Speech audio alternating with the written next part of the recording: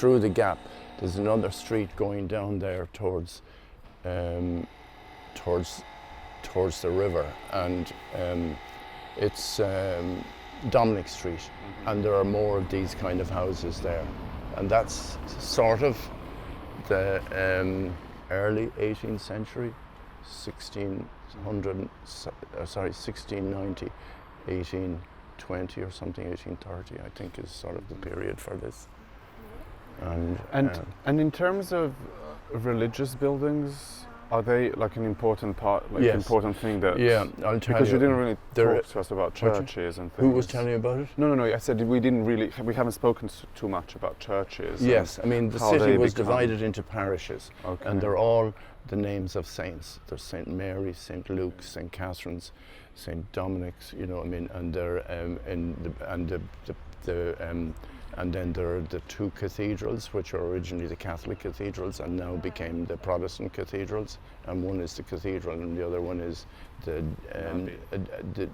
deanery. No, the abbey is separate. The abbeys are older. I mean, they're previous. The abbeys are medieval, you know. And there are not a lot of those. There's something around where you are, St. Mary's Abbey and stuff. I mean, I can show you bits of them, of where the abbeys were, but the abbeys are medieval. And then, but all those the Church of Ireland churches and the City of Dublin are a very significant element of St. Werburgh's. I mean, very fine Georgian churches, mostly empty now or derelict. Well, I mean, some of them have been converted into restaurants and stupid things like that, you know, I mean, which are not. We went to the St. Teresa Priory or whatever it's called yesterday to see the Neil McLaughlin's prayer room. Oh yes. And it seemed to be a lot of people inside praying. Yeah, but that's unique. I mean, that's Catholic. Yeah. And it's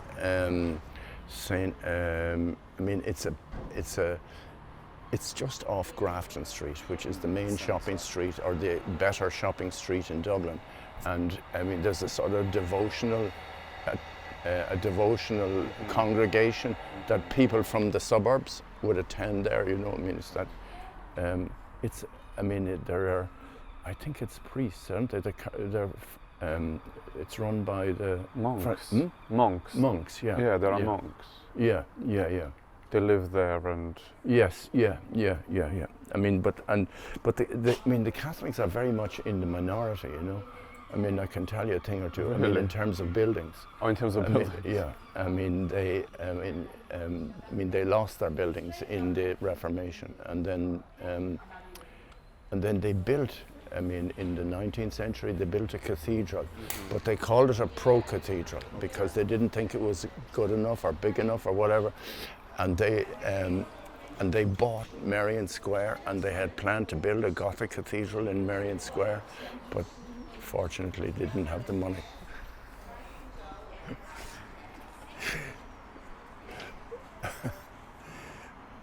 And eventually then they gave it back to the city. They gave Merrion Square and back you to the city. And you wanted to do a church in your studio at the UCD with Sheila. She said that one year you really wanted the students to design a church. You see, when we had an innings with churches, you see. I mean, we won competitions to see the church in the 1980s. Well, yes, you did two churches. The expansion of the city, the Catholic Church wanted to build churches in the new parishes. So they had a competition. The first competition they had was they wanted to build 20 churches. Wow. And we won 2 prizes, and so we got 2 churches. And then later, there was another competition. I mean, a competition was the only way you could get work. I mean, if you were in our position. And but did you see some merit in doing churches? Well, I mean, it's an interesting typology, I guess. I mean, it was. I don't quite know how to sort of put all this. I mean, yes, I mean, I think church is important. I mean, and it's a good opportunity to sort of express something about the community and the form of building or what sort of building that would be, you know. And but the competition was not site specific. It was it was just, they just said it was a greenfield site in a new housing estate. So I mean, to that extent, it was free, and I think the church in Firhouse is beautiful. I mean, it really is a wonderful idea. I mean, of a garden. I mean, idea of a walled garden with a sort of a sanctuary or a place. I mean, a place of refuge, and as simple as that. And the budgets were very modest, and they have been very poorly maintained. And I mean, and it's not in good condition, which is a disgrace. And I mean, it's because of the. I mean, it's a beautiful thing, you know. I mean, and it required, and they said in the competition that they would take care of it, and that they would furnish it, and they would. But I mean, after that they struggled, you know. Maybe they, and I mean, and then that's in Dublin, and then in Knock. I mean, the church in Knock was. I mean, it was. I mean, it's sort of. It's very difficult, I mean, to say that you had any sort of much. I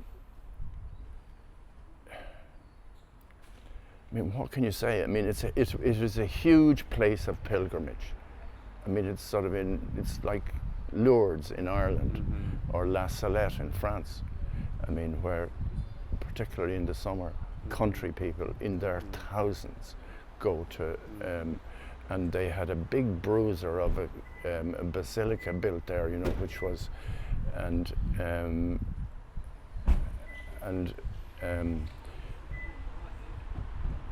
so anyway, they had a specific brief in Knock, which was specific, which was for what was called a chapel of reconciliation, which is so that when pilgrims came, they had a private meeting with their priest, and so there's sort of 40 small rooms, and that are all the way around the outside, and then there's a and then there's a chapel, and so the brief is very interesting. I mean, and we thought, I mean, again, like Firhouse, I mean, that it was a landscape proposition was that was sort of built. If you saw the site, I mean, its site is quite large, and there's a. Is it quite flat? No, it's sloping. Sloping. And it's shallow sloping, and there are two other churches. There's what they call the chapel, the Apparition Chapel, and then there's the Basilica, and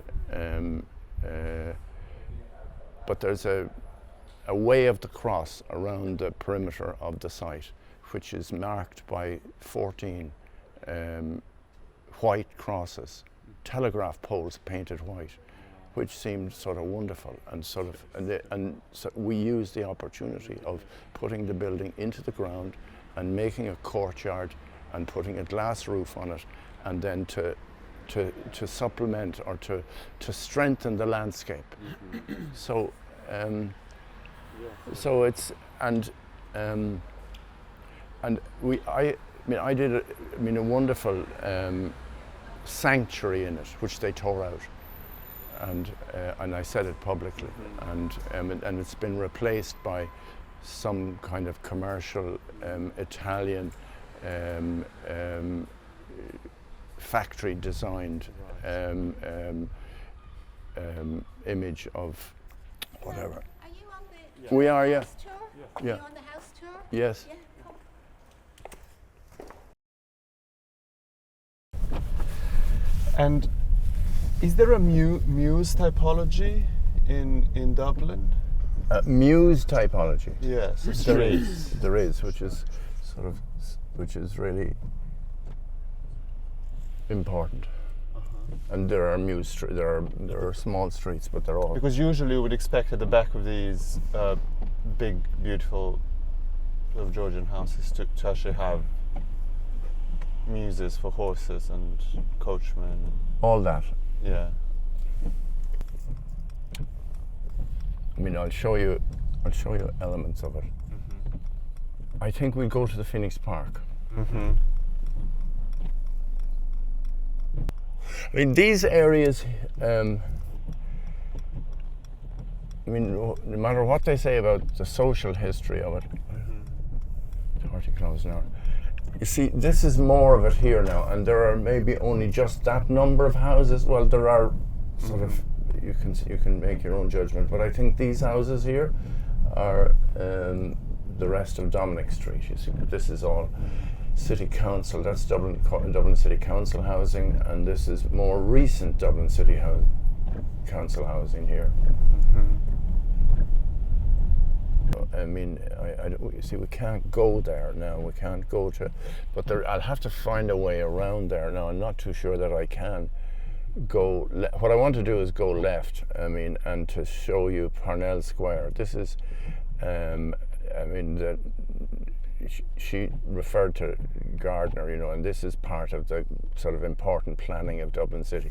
O'Connell Street is that way, and at the top of O'Connell Street is Parnell Square, and they, oh good, I can go left here, and they built, there's a hospital, I mean, a maternity hospital. This is the first, I mean, it's important. All this, I mean, is the extensions of it. We're now in Parnell Square, and sort of I mean, there are pretty much intact the ordinary sort of upper middle class housing of the city, professional classes, and this is the square, and it's virtually all been built on. But I mean, it's in a way it was inherent in it I mean, when they built a hospital in the square, the maternity hospital, and I mean, it's a very fine building with wards and so that's really all that's left. That's what's left of the square. And this house here is that's the municipal gallery. And it's significant in as far as the Royal Academy are concerned, in that that was the townhouse of the guy who built the casino. Okay. And there was a famous competition for to build a gallery by a patron called Hugh Lane, and he wanted to build a building. He wanted to build a gallery on the river. He wanted to put the gallery over the river and have a crossing on the river and have the gallery in it. Anyway, they never got that through, and eventually then they bought that house, and that's the Dublin City Council's. And this is the top of. I don't know whether I can't go there, but St. George's Church I wanted to show you, because it's part of the main monuments of the city. St. George's and O'Connell Street are in the they're aligned, and the general post office on O'Connell Street, I mean, are aligned. And there were entertainment rooms built to raise money for the. No, I think I can't go down O'Connell Street, and I think that's what this is saying. And you can't see it, but the post office and where is down there. And what happened really in 1916, following the Rising in 1916, to put down the Rising, they sent in gunboats and they demolished the whole of O'Connell Street. And they demolished, a lot of the dereliction that you see around here, comes from 1916, and when they sent in the boats from the river, and they bombed the city from the river, and that's what you're looking at now. I mean, the unrebuilt city. And that was part of the... That's the response. That was the government, the British government response to the Rising in 1916. It was actually Winston Churchill's great contribution, that he said the thing was to level the city, which was a technique he had used in Africa.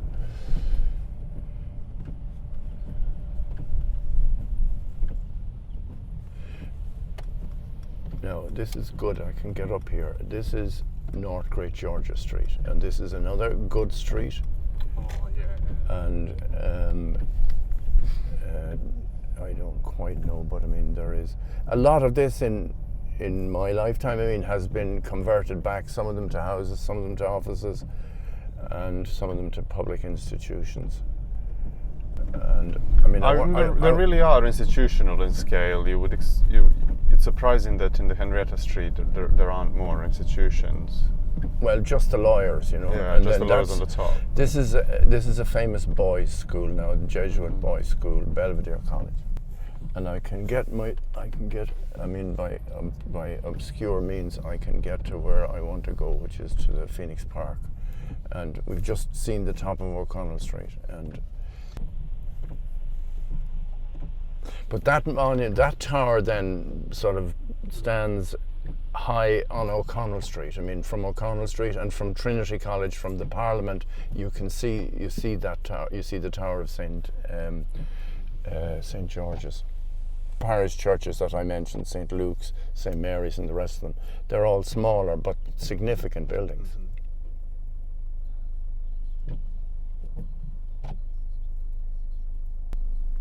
And then, how significant would you say the pubs are? Changed. I mean, they were very As a significant. layer of the city. They were very significant, but they've changed now to being sort of a lot of them gastropubs, and I mean, whether it's significant or not. This is a new hospital. They're privately owned, unlike in England. They're not owned by the breweries. I mean, Guinness don't own any pubs in Dublin. At one stage they made a foray to buy one. I mean, Guinness is a huge institution in the city, but and they made a foray into the city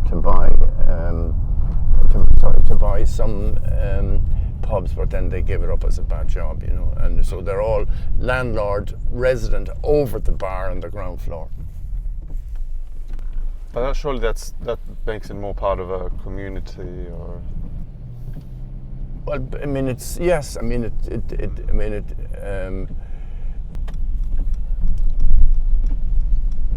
But so Guinness is a very important part of the city. I'll show it to you now. I mean, there are two roads in Crescent like that, around the river in the middle. The North Circular Road, which this is, and the South Circular Road. And they were the sort of 19th century routes through the city. And they're still very important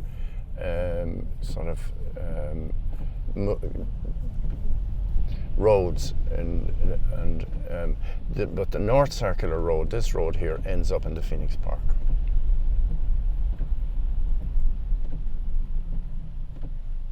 I mean, on this side of it, you'll see there, that's the Wellington Monument, and which is all the way from O'Connell Bridge is seen, on O'Connell Street is seen. And there's one road that runs through the middle of it, from end to end, say from the city, from Guinness actually to Castleknock at the other end. And I'm just going to go. I'm going to go through that. I'm going to join that road here now.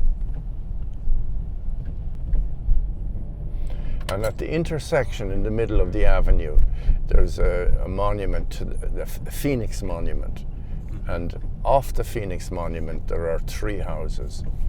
There's the House of the President, the House of the American Ambassador, and the House of the Papal Nuncio.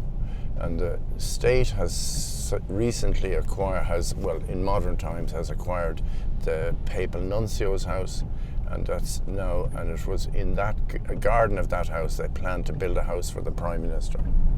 Which is what the competition. Which is what the competition was. Yeah. Okay. And for you, this was an important competition. Well, I think it was at the time. Well, it was important for two reasons. I mean, A, that we didn't win it, but we were second, and it was won by Shalliff and Evans, which was, I mean, you'd have to look at it and make your own judgment. But I mean, John and I laid out. We worked hard on it, and we did 8 beautiful drawings and set out the whole sort of agenda for the things that we thought were important for about a house and about the sort of buildings that we might build and so on like that, and how to plan and so on. And that's the President's house there.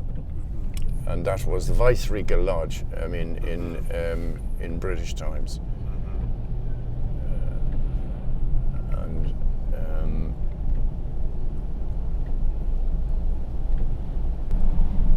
And in that competition, the second reason it was important was because that, I mean, it attracted a lot of attention. I mean, trusting architects in Britain and some in Europe entered the competition. That's the American Ambassador's House, and that's the that's the entrance to the avenue goes on. That's the president's entrance, and this is what was the papal nuncio, and is now it's now it's now a visitor place and a castle. I mean, the papal house was so run down it was demolished, and in the middle of it, in the depth of it, there's a medieval tower house. Yeah, and this is the entrance to it here. And the site for the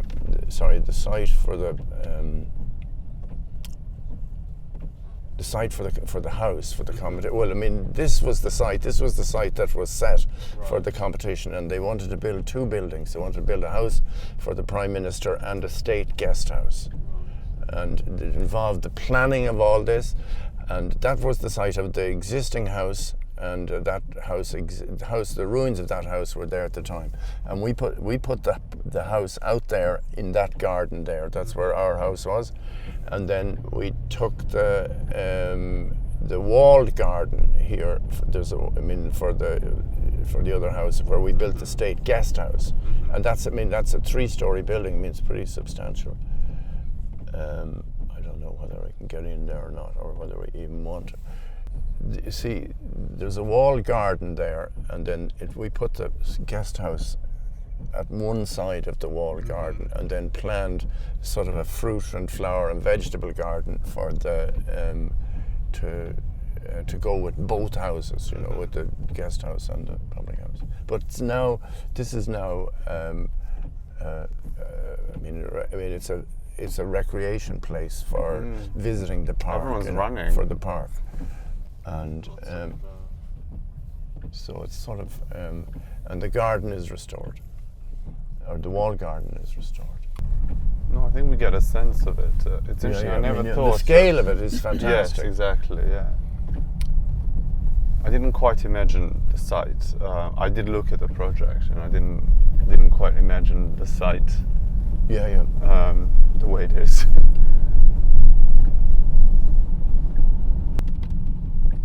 But it looks like people drive here, they park their cars, they go for a run, and then they come back to their car.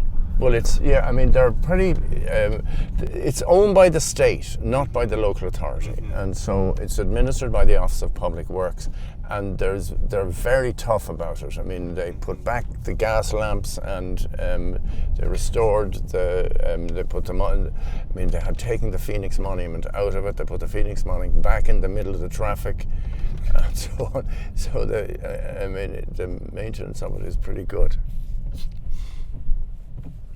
Probably too good, and I mean, given the crisis that there is for housing in the city and so on, one wonders if there isn't opportunity for peripheral development of a city, of a new city. I mean and there is plenty of land. I mean, there is land available, on the periphery to maintain the park, but there isn't a big scheme, is what I'm really trying to say. There's very little big vision for what is.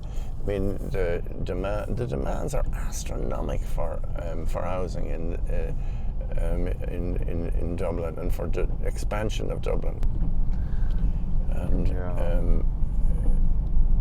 it seems to spread more and more to the suburbs. I mean, the Irish. Yeah. Is there a green belt in Dublin? Not.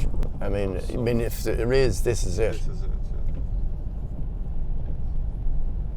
But on everything, on all those sides, other than at the far end of the road, there is really only very thin suburban development. So this is an American ambassador's residence. Yeah. Not the embassy. The embassy is in Ballsbridge. I mean, you'll see the embassy. The embassy is near where I live. And they have, like in London, they have recently acquired a very large site near the building, near the embassy. And the embassy is I don't know if you know American architect John Johansen, who taught at Yale, and it's a donut with a courtyard in the middle of it, and it's beautifully built in precast concrete and bronze windows, and on a sort of on an island, a sort of an island site in the city. But a bit like in London, but they've acquired a very large new site where they're putting in train. They're beginning to make, but I mean, it'll probably. I mean, if they take as long as they, as they did to get the embassy built in London, I mean, they're planning it for a very long time. Yeah, the one in Battersea. Yeah. There's another house over there called Farmley, which the state recently acquired, which was the home of the Guinness, the town, it was one of the Guinness houses in Dublin. And I mean, the Guinness is, it was near to the brewery. And that's the brewery, and that's that whole lump of the city there that you're looking at is the brewery. It's a big, sort of that white concrete building.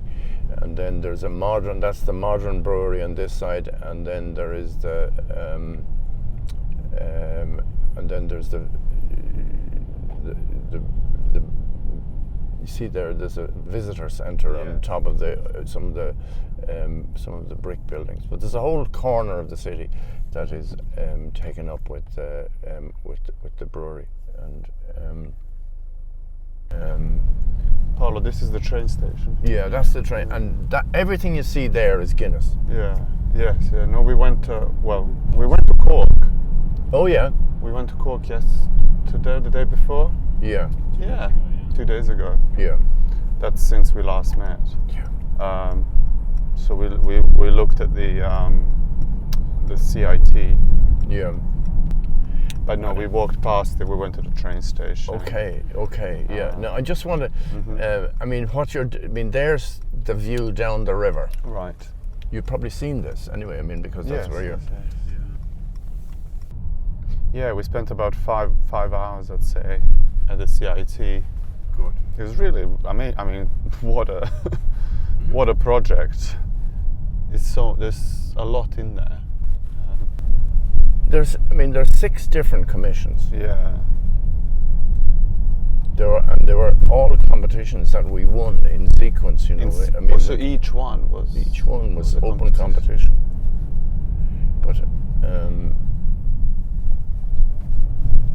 But it's the circle that allowed you to keep closing it.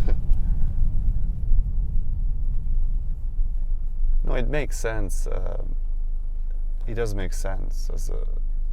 And which bit of it did you like best or least, or what? What did I like best? The open air kind of administrative building. The admin. Yeah. That's part. What part of it? Atrium part. Oh, the the circle. Also, the library was amazing. Yeah. The circle. Yeah. Did you see the kitchens? Yes. We saw the dining. We saw a series. We saw the cafeteria room with those kind of 6-meter tall doors as well. Yes. That one was very nice. That was really a nice surprise. But that was sort of for the students, for to raise their ambition for hotel management. Sorry, this is Thomas Street, Yes. and sorry, Yes. I skipped that because I want to show you the Royal Hospital, and I'm just going to fly through it. We'll do that. And then come back again through the.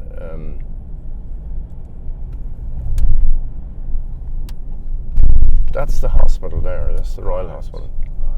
It's a hospital for retired soldiers. Okay.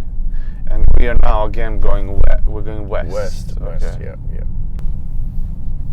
I really liked the bit in the library building. Well, I think the library building, I liked all of it, to be honest. The reason I asked you is because I think the room I like is the demonstration kitchen, Okay. which is the theatre. I mean, where there's one chef teaching. Okay. Oh, is that the one with the semicircular? Yes, Yes. yeah. I saw that. Yes. Yeah.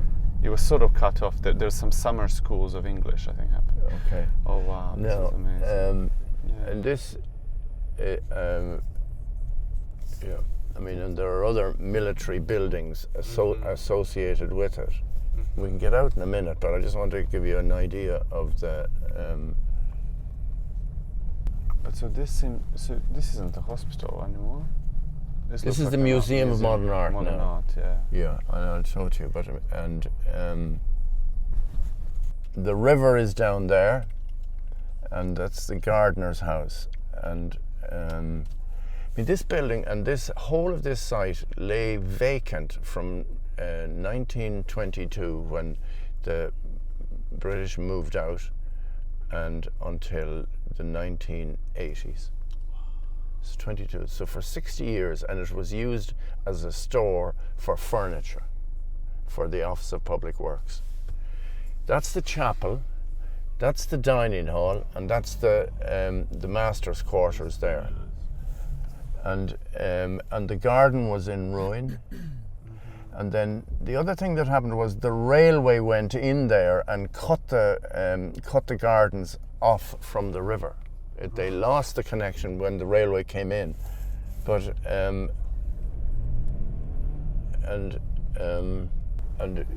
the stable are painters' studios. That's the entrance to the master's quarters there, and we'll get out in a minute. And the significance of this building, I suppose, was a benign Charles II, a benign king, wanted to provide for the soldiers for their retirement, it's there's 3 sides of it are soldiers' rooms on 3 floors. So what prompted them to improve the hospital or to restore the building was the European Union, and there was a need for a conference centre, and I mean have new buildings, new public buildings, and so they set about restoring the building, and and then they changed their mind, and then they used another building that had been derelict for all those years, or has been not modernised a lot, was the castle. And so and Dublin Castle was used then, became, because it was in the city, and became the sort of meeting place for the for heads of government and all that stuff. So the whole thing is an art museum. It's the Museum of Modern Art. Okay, and that's probably the Central Irish Contemporary Art, Modern Art Institution. It is, yeah. I mean, it was it was a new creation in the my dates are not right, but I mean, sometime approximately the 1980s. Oh, 1980s, okay. Yeah. It's great. It's worth looking at. I mean, if we just have a moment. Do you think we might be able to enter? Well, I'm not sure we're going to get in, but we can ask.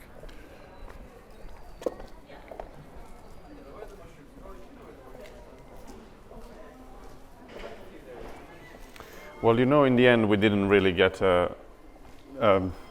any kind of written permission to go into the Cork Institute. Yeah. But you made your way around. So we just made our way around. We entered every room we wanted to. Sure. It was quite nice. Yeah, you see, it's all it's all locked. It's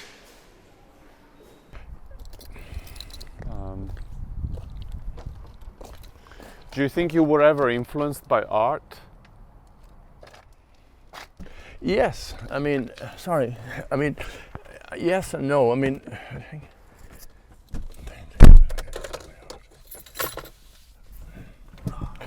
my interests or my influences are all. Are actually buildings. There's a thing that I like very much, and it's not necessarily what you say is influenced by art, but it is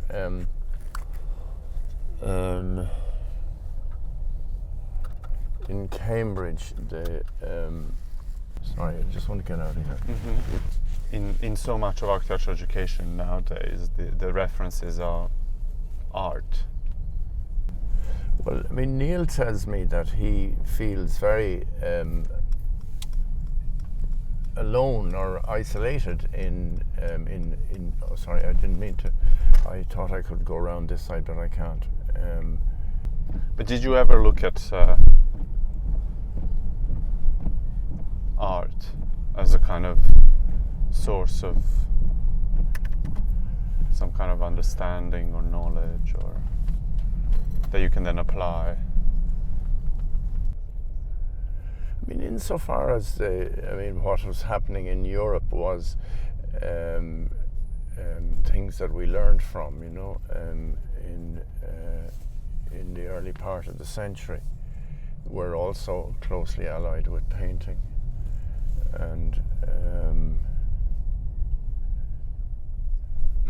I think the European painters were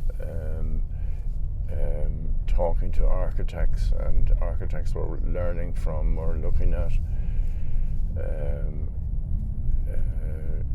visual, non-building things.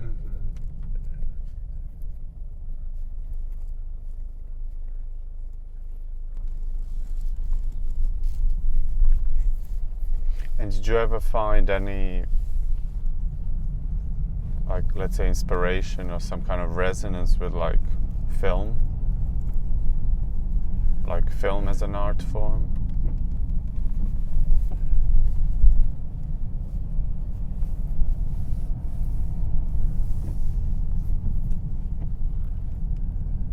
I can't. No, I can't. My influences and my interests are all building and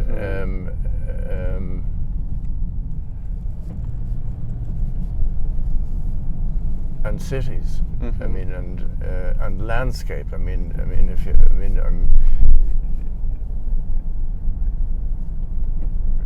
Those three. More so than the other. And I have to say, I sort of, I think it's a problem that that a lot of modern art has invaded the spaces of the traditional spaces of the art gallery for painting and sculpture, and. I have friends. I have friends who are conceptual artists, and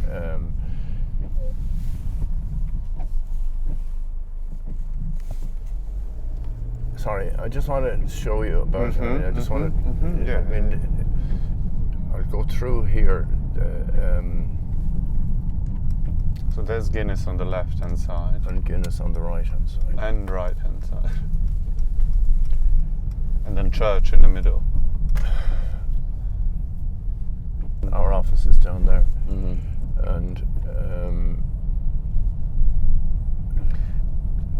And how long has your office been there? Because 20 years. It's a building you built. And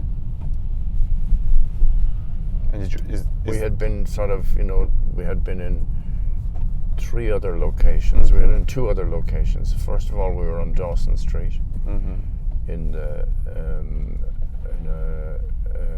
meeting house, in a hall, a public hall, which we converted into an office.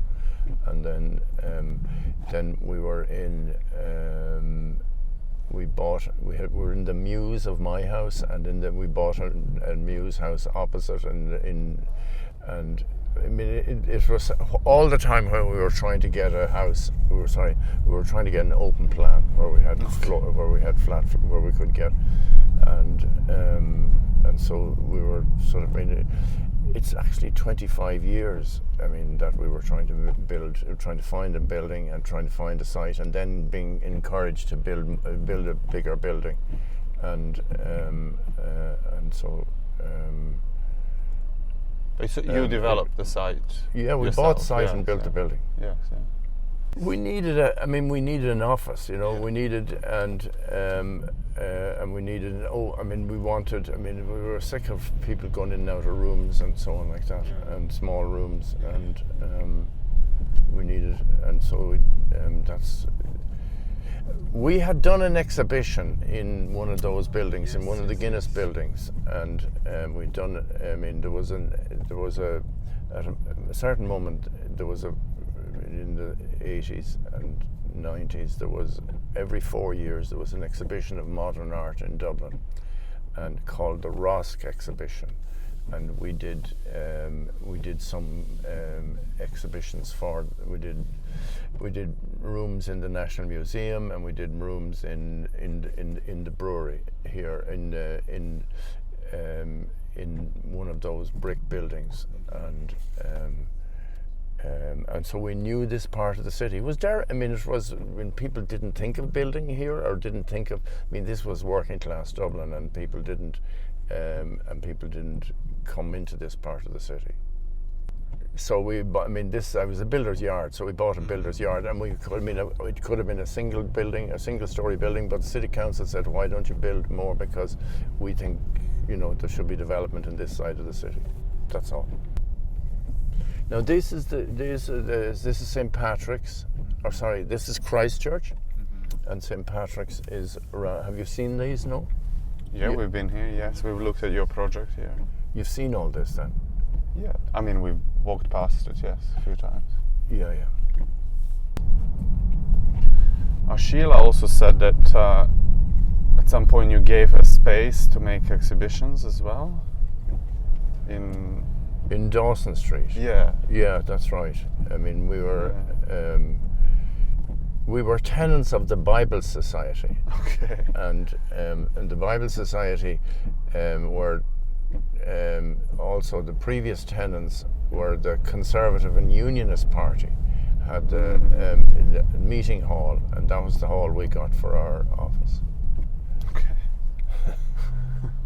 Because she says that John is now making making statements publicly, or done a lecture recently where he talks about how basically a young generation of architects needs to be allowed to do stuff, because that's something that's really not happening at the moment. Of course, their generation was able to do these big, to start with a big project, and that new generations, young generations of architects, which is the case everywhere, it's not just a case here, but it's very hard to start with a big project. And once you I think you see what's happened is there aren't any competitions now because of procurement and because of European regulations, and that's increasingly a difficulty. And we made, John and Sheila and myself made a proposal at one stage about making some plan for sort of putting a priority on architectural design, and say,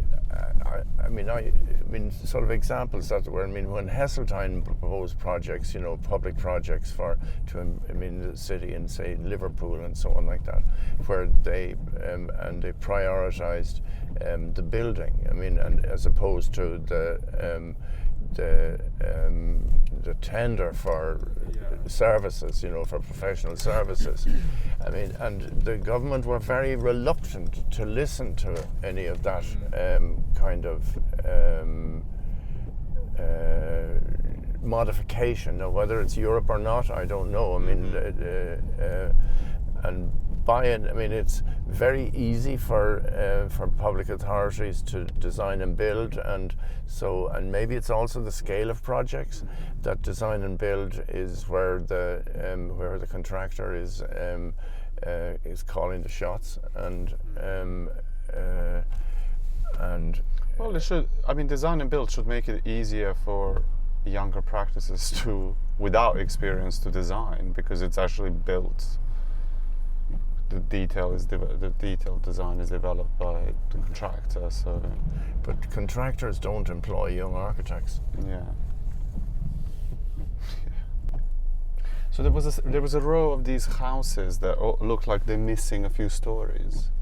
That we just went into the street where the houses looked like a Georgian. I'm sort of distracted because I'm trying to follow your line of questioning, and I'm trying to see what I was going to show you. I was going to show you some housing there, and I once brought visitors from English architects who wanted to see how they were doing.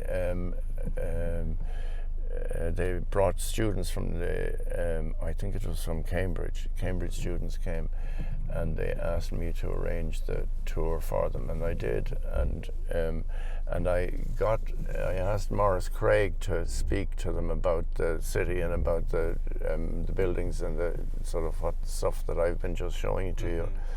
And then I arranged the bus, and we ended up in one of those streets like there, and Maurice Craig got out of the bus, you see, and he was speechless, because he said, what am I doing here? Why am I asked to show these kind of houses, these small streets? What are the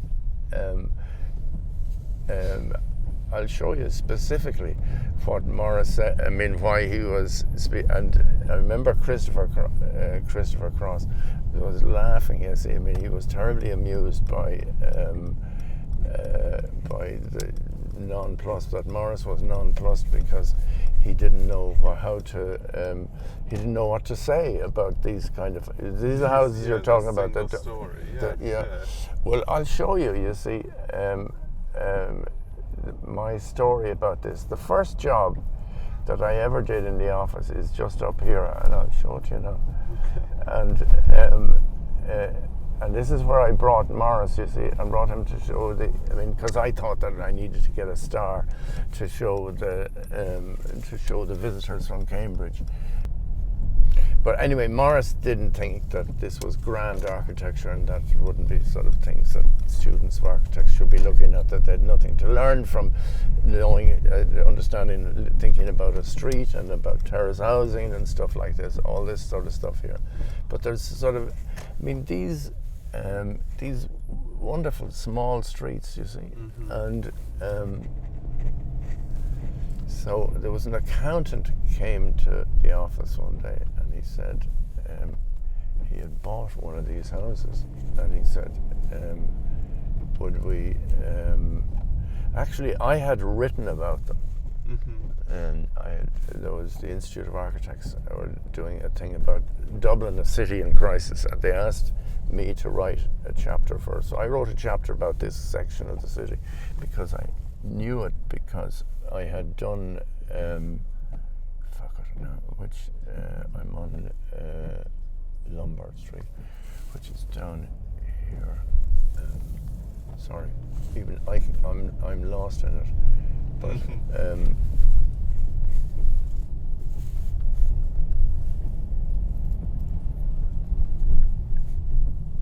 there's a house that we did. Now you see there, and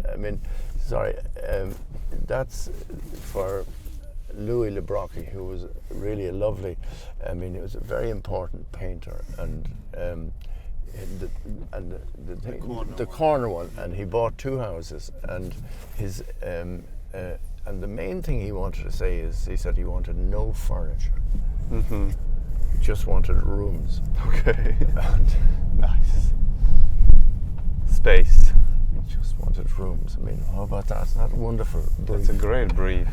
And and the reason Louis bought those, he had a studio in France, and he when he came to Ireland, we had done this house here. You see this house. I'll show it to you now. Number 12. Where is it now? 15. Okay, so 13. Number 12. You see there now. That's it there. Number 12. Right. That's number 12 now. Yeah. That's the first job we had in the office, and it actually is it's I mean, these are a particular phenomenon of small Dublin houses, which is that they have a parlour in the front and a full height, and there's 2 floors behind them. And then, and in order to fit the 2 floors, there's a sort of half basement under the front, underneath the parlour. So there's a very grand room in the front, and of course I was intrigued by the basement. You see, the fact that there was a half basement, that was space. Sorry, that we could use. And anyway, Morris. So they all have basements. They did. It's just a half a basement. Okay. Anyway, so we took the whole inside out of it and made it into a studio and put in an oak frame into the interior of it to replace the interior that we had taken out of it. And that's really the origin of the atrium, the structure that we had. I mean, that we built in that house there.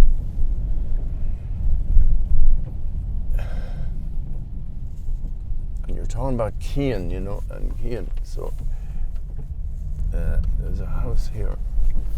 This little house is my daughter's house. Oh, it's your daughter's house. Okay. And it's her idea to. So she lives in one of these. She lives in that house there. You see. Okay. See Which one? This one. That one there. This one here. Okay, nice. And I mean and I underpinned and put in a basement and put in a full basement underneath that, and there's somebody behind me, and anyway, Kahn is building her a proper house now. Okay. But the level of the garden is still is still the level of the street. It's sort of the garden is a half a floor down. You see, exactly. The garden is a half a floor down. Yeah, that makes sense. And you've seen Merrion Square and Fitzwilliam Square? No. What are the buildings? Sorry, I don't know them by. And St. Stephen's Green. You've seen St. Stephen's Green? These are the 3 squares that I was going to show you on the south side. Okay. I think we might have. We walked past, yeah, for sure. One of them has your bank corner. That's St. Stephen's Green, yeah. Yeah, we saw that. Yeah, I mean, I'm just going to sort of stop here for a moment. And I mean, because was one thing that I wanted to say. I mean, apart from talking about the stone and so on like that, and the scale of it and stuff, but its relation with the concert hall and this canopy here, and the connection between the green and the canopy, and then the protection of the weather on the overhead from the sunshades on the south side of it, and so on, and even I mean, and the corner. I mean, the sort of cutback, the widening of the pavement in the corner, and all that stuff, and.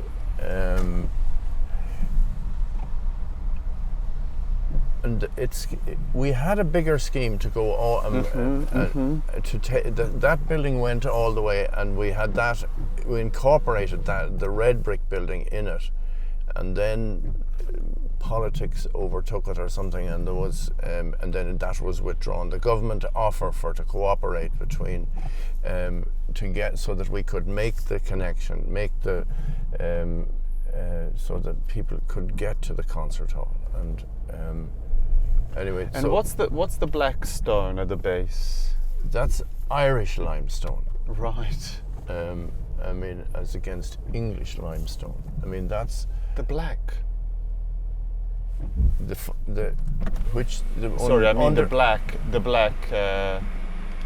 black stone that's with the fossils in it. Yes.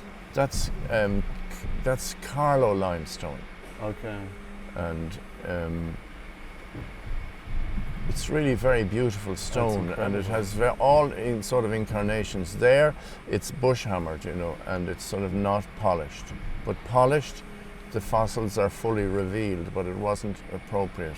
I mean, and it sort of has a dialogue with the fossils in the Portland stone. And you're saying that the base of the Portland stone is the Irish. It's a granite underneath Oh, it's a here. granite, That's yes. granite. Yeah, that's Wicklow granite, which is called a golden granite, and that quarry is in Dublin. That's just south of Dublin. That quarry where that is, And the rest of it is Portland stone. the rest of it is roach bed. It's what's called roach bed. It's the very bottom of the quarry in the Isle of Wight, and we went to the Isle of Wight, and we had meetings, and the contractors. Then we followed through with the contractors and with this. But Richard Rogers has it on the extension on the back of the British Museum, and. But in much smaller sections, I don't think you get a sense. Oh, maybe. Well, it's very small on The Economist. I mean, they're just slivers of it, you know. I mean, and it's not. But it's a white building, you know. I mean, it makes a white. I mean, and. I mean, we were here on a sunny day a few days ago, and it was.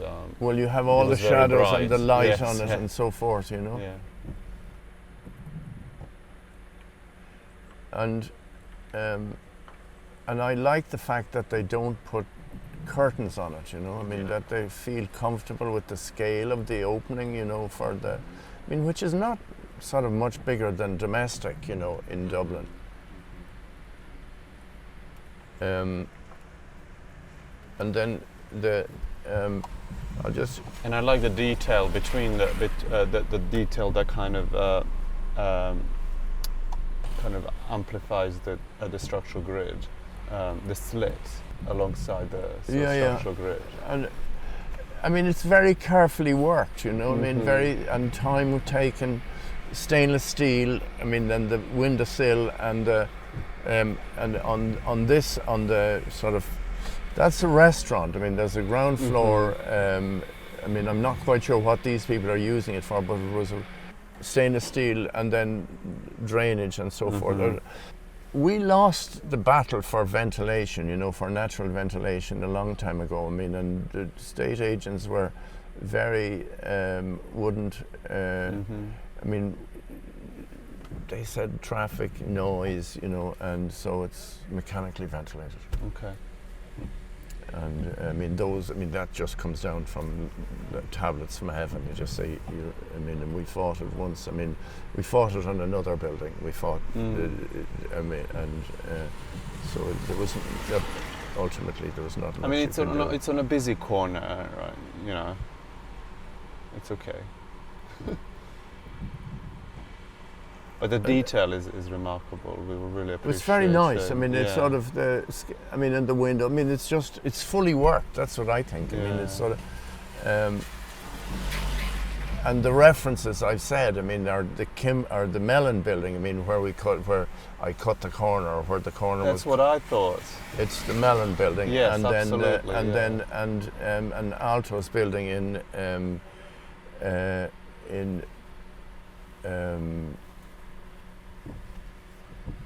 Finland, where we went, and I mean, there's a white stone building that John was very keen on, and he said a stone building, a white building, and white building for a white building. I mean, and I'll show you the other the nearest Portland stone building is this building along the green. I'll come back to it in a second if I can, and but I wanted to show you the circumstances of it. I mean, the circumstances of it are.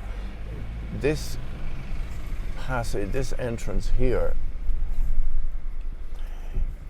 I mean, all of this ground, I mean, I don't quite know the history of it, or the whole lot of it, but much of it is to do with Guinness, it's Guinness. And then there's an exhibition in 1860, industrial exhibition, steel and glass buildings on a very large scale in a park on the back of a house, and all of that was Guinness property. And what you see along there is the boundary of the park. That railing is the boundary of the park, and these were temporary buildings, and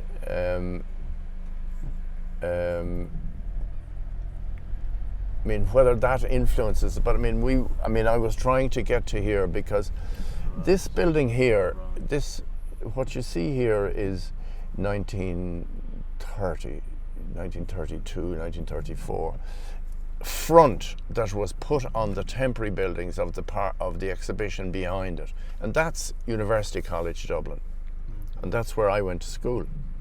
And the School of Architecture was in the Anatomy Theatre over on the other side there at the back of it, and in temporary. So this sort of masks an exhibition building. And so when the university moved out, and then this was a big issue, you know, in Dublin, and it was an issue for the School of Architecture. They didn't want to move out of the city, and actually the School of Architecture was the last to move. And where is it now? It's all out in the south side. I mean, University College Dublin is a vast modern campus, as opposed to Trinity College, which is on the other side of St. Stephen's Green, and stayed in the city, St. Trinity. But I mean, they have moved towards the docks. I mean, if you have time, I'd like to show it to you. But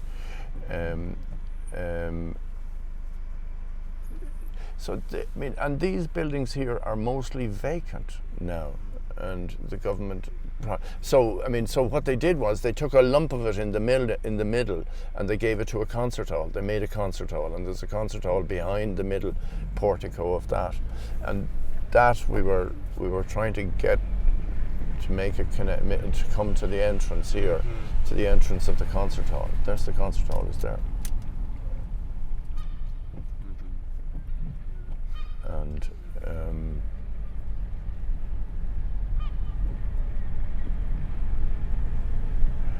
the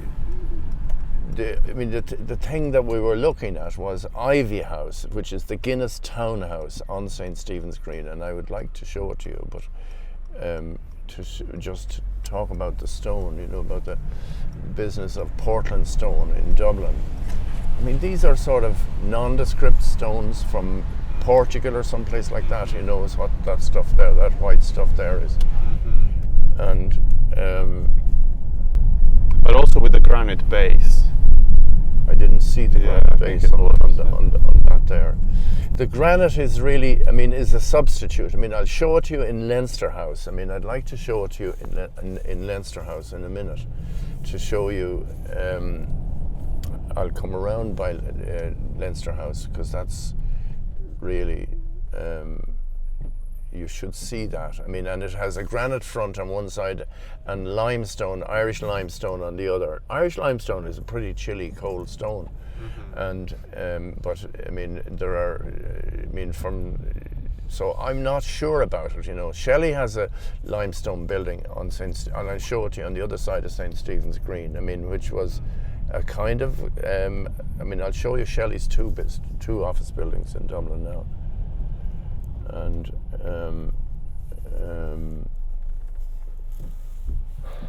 University College Dublin is here. This is University College Dublin, and I'll show it to you where its origins are in a minute.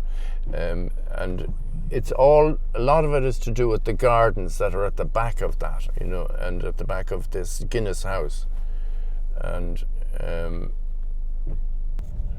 the scale of the rooms and it's all. It's kind of, people don't. You're unsure of what's this sort of stuff, you know. Anyway, look, this is the Guinness house, and it's now the Department of Foreign Affairs. That's Ministry of Foreign Affairs is in there. That's the minister's office is there, and our embassy in London is another Guinness house. Okay. As well as the Kenwood House in Hampstead Heath. Do you know Kenwood House in Hampstead Heath? I don't. No. And what? It's this beautiful house. I think it was owned by the Guinness family. Is a Guinness one? Yeah. Yeah, and they gave it to the state. To the state, yeah. Now this is University College Dublin here in two Georgian houses. They're pretty spectacular. This 2-story one here, and then this the 5-story one there. Now, and their gardens at the back, and if you had time you could look at them, but I mean that's now a museum of literature, which is but I see, I mean, but what I just want to show you the more interesting building is this little brick building, and This one. this little brick building Okay. here. The brick building is the porch to a chapel that occupies the whole of the back of this house here, of the Garden of 87, and which is sort of Beautiful. an Irish sort of I mean, it's magnificent interior, and it's closed now. I don't know why it's not open yet, but I don't know why it's closed on a Sunday morning. Oh, Saturday morning, it's probably. Sorry. But that house there, number 87, and then the chapel for the university is at the back of that, and that is stunning. It's sort of Italian torcello. Interior. Yeah. Is absolutely beautiful building. So that was University College Dublin, and then on the other side of Grafton Street, on the other side of St. Stephen's Green, was Trinity College, and there was a sort of moment when people said that the two universities should come together and that they should stay in the city. And that didn't happen. The University College went to the suburbs. And, It's a financial decision at the end of the day. it was a property decision that they got vast acres of playing fields and the like, and potential of development that one would say they foresaw the development of a mini university that had 2,000-3,000 students now to 40,000 and 50,000 students in UCD. And so I mean, I just want to keep this discussion about buildings, and I mean, there's 3 generations of buildings there. When I was a student there were Georgian houses on that site, and it was a secretarial college. That building was in 3 houses. There was secretarial school, private secretarial school. There was an office building built on it afterwards, which had precast concrete panels on it, and then that was knocked down, and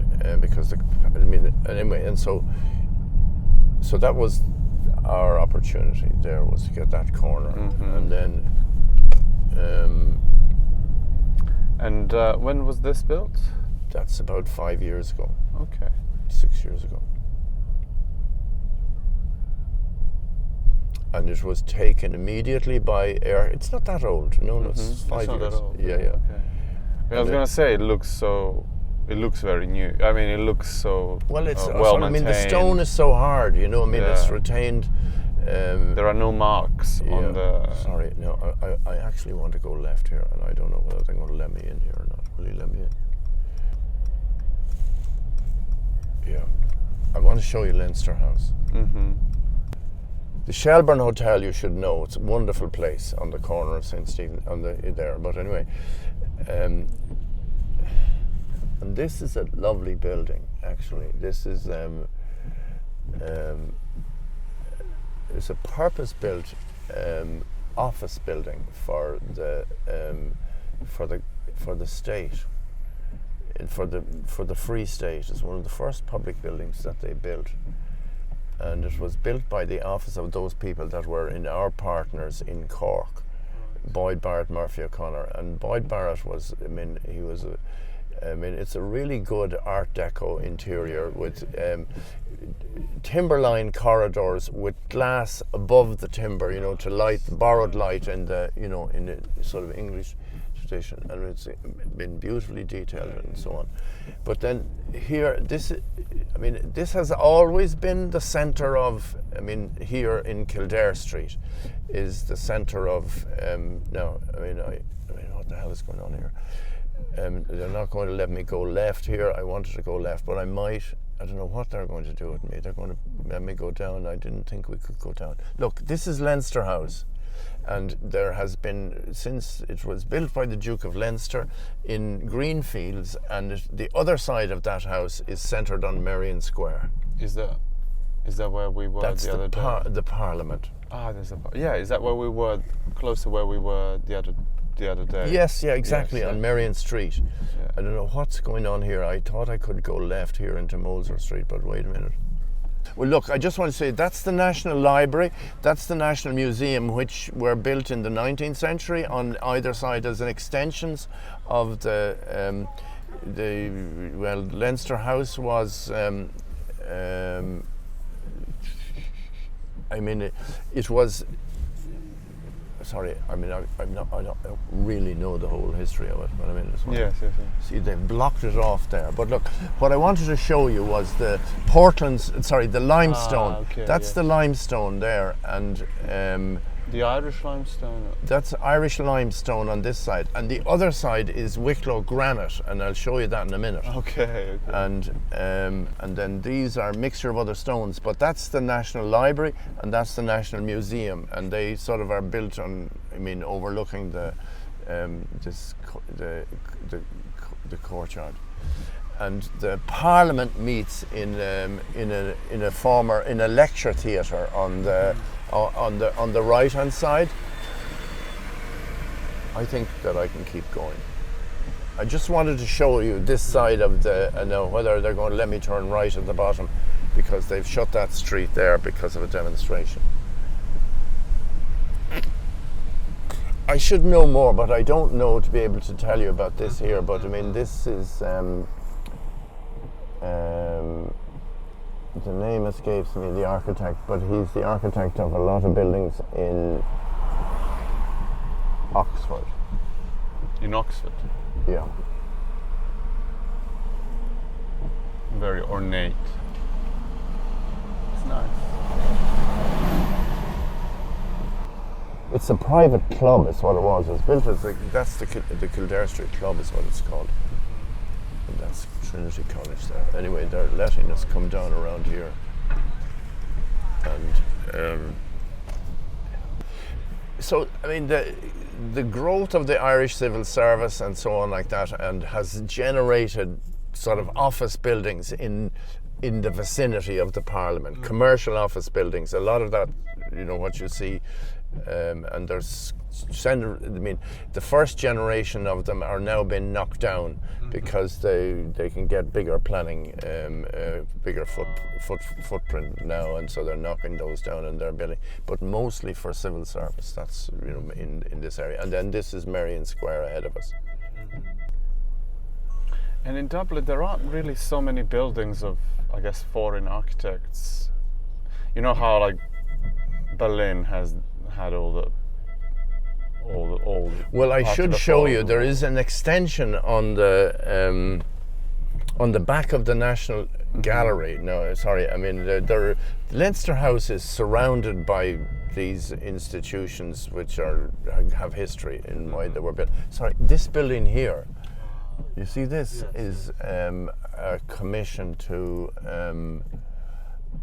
a Scottish firm of architects. Now I can't remember them, but.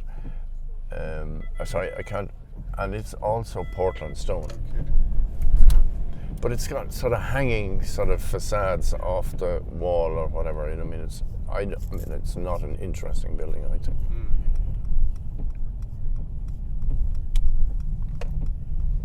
Yeah. But there isn't, let's say, Foster building or. No. Or. I mean, Or it was Rogers or no. something. I mean, it has, and so this. I mean, this is Leinster House. Now, this is the back side of Leinster House, and sorry, that's the opposite side of the. And that's a different kind of stone. It's the granite. That's right. that's the whole elevation. The whole elevation, you know. And that also there, you see that building. That's a square as well. This is the square. Oh, yes. That was, Yeah. you know, the opposite the hotel where we went into the other night. That's the College of Science, and that was UCD, and then became the Prime Minister's office. And it's only recently, you see, that's where the Archbishop wanted to build the cathedral. But I mean, it's really wonderful that when they've cut away the bushes and opened the lawn. There's one other square I want to show you. I mean, and that's no, sorry, I wanted to show you Shelley's building, but I didn't. This is, you haven't seen this building here, have you? No. Do you see this here? I mean, this is.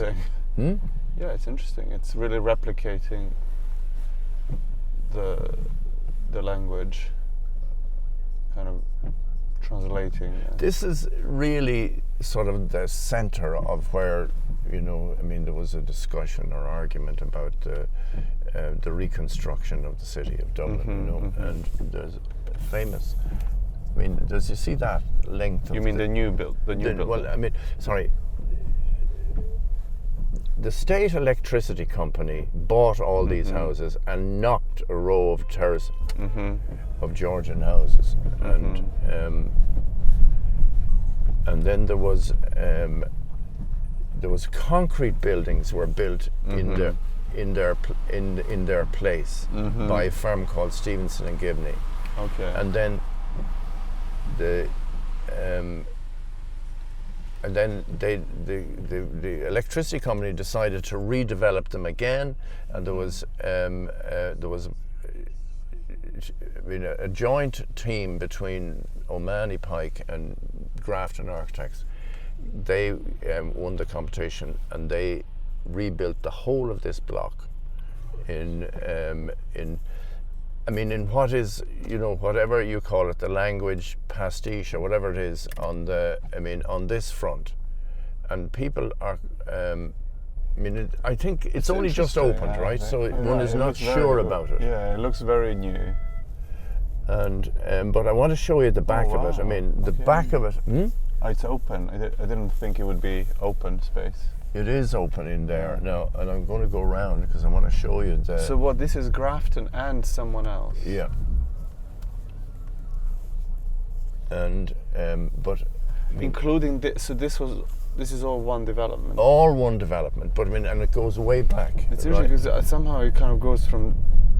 Well, this is the original houses here. Yeah, you can see that, but the back of it is amazing. I mean, I think the back of it is infinitely better than the front. And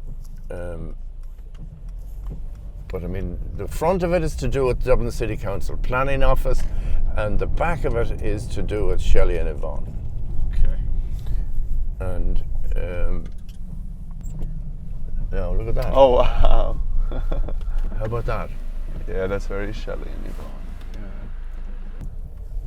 It's not. It's very. You need to kind of see it to understand. You know, I would imagine this being a bit difficult to explain in a lecture. No, I'm just going to do it anyway. There's where it goes through there. Yes, okay. To that lane there, there's a connection through there. Yes.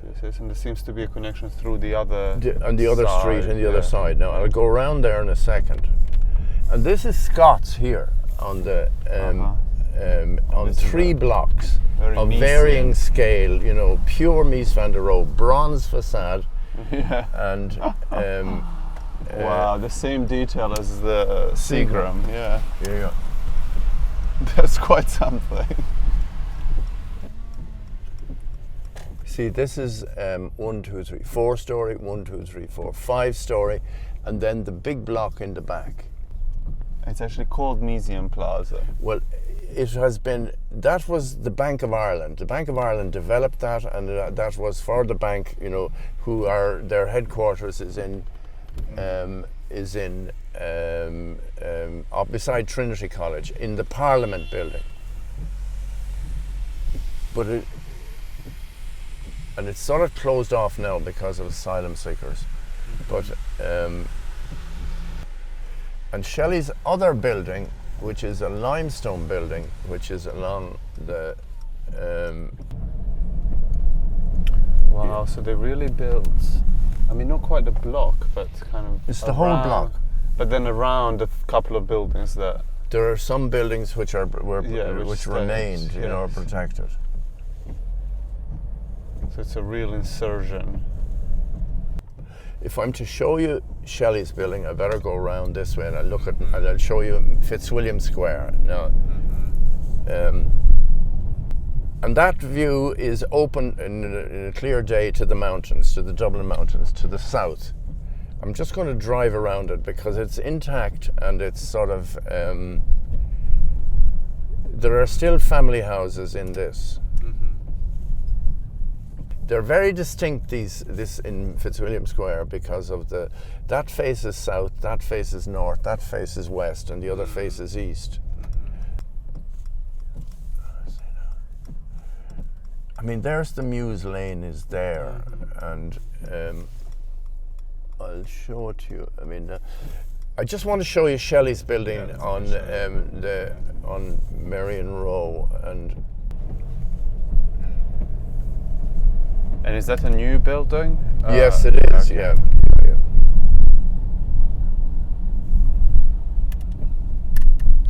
I mean, there's a sort of. I think there was a kind of official and sort of promoted by critics and people, academics, of a hostility to brick. You know, I mean, and it seems to me to be a no-brainer that you should be building in brick in Dublin. You know, I mean that it should be. I mean that the brick, the materials of this town are brick and stone. You know, and the stone is either Portland or granite, and or limestone. But I think limestone is a very chilly number. You know, I mean, and it's very hard to. I mean, you see it in Earlsford Terrace in the university building there, you know, and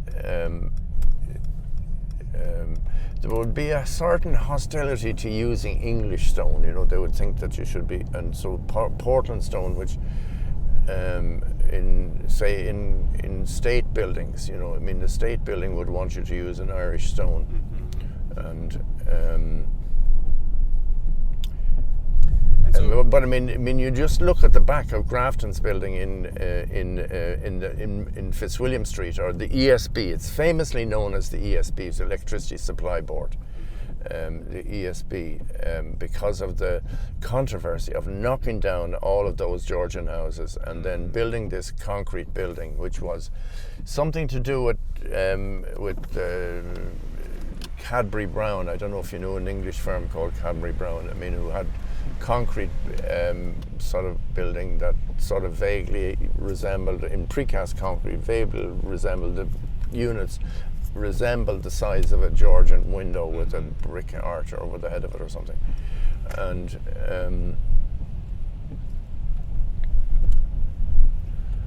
so anyway, the concrete sort of got whatever, the steel blasted the surface off the concrete, so they had to knock it. In any case, they wanted to build twice the floor area that they had on it, and so on and so on. That's how they built it. But I think Grafton's back building of that is wonderful, and it probably should have been on the front rather than that pastiche thing that they've got, you know, which was clearly dictated by the city council. But they still interpreted it.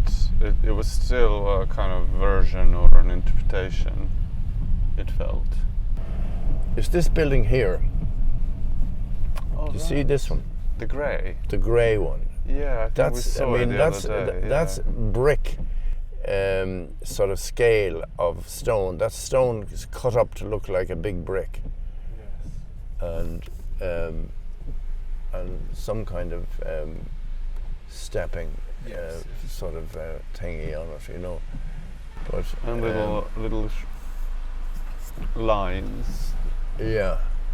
So it's probably prefabricated. No, it's yeah. Do you think it's prefabricated? Well, I don't know what these joint lines are for, or maybe it's just a gesture, or sort of.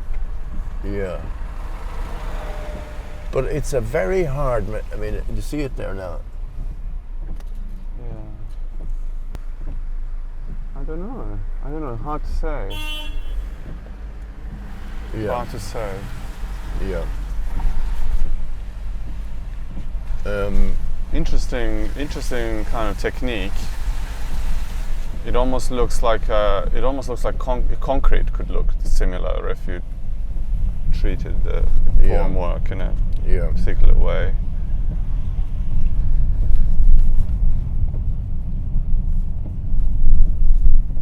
you're saying that stone is what kind of? That's the same stone as we have on the bottom of the bar on the corner of St. Stephen's Green. Right. It's Irish limestone. Right. And that would have been, I suspect, I'm not sure, but But yours is polished. It's sort of, no, it's worked, you know, I mean, it's in flat sheets and so on, I mean, and that's I mean, on that one there, it's probably from a different end of the quarry or something like that, where they're not trying to expose the Fossils. The fossils, yeah. Now, I'm just going to take you down to see, before we go to lunch, I'm just going to go down to, just to move outside the canal. I mean, this is, I mean, the canal follows the South Circular Road, and that's the sort of the inner ring of the city, you know. I think once you're outside the canal, you're in the suburbs. You may not think it's suburb, but it,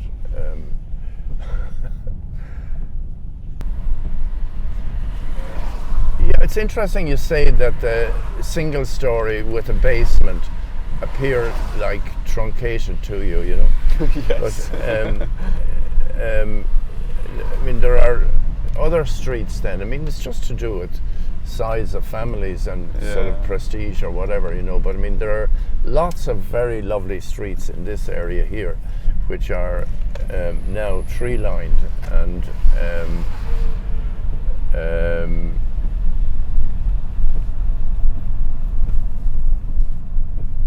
there's two stories. I mean, do you think these are truncated? No.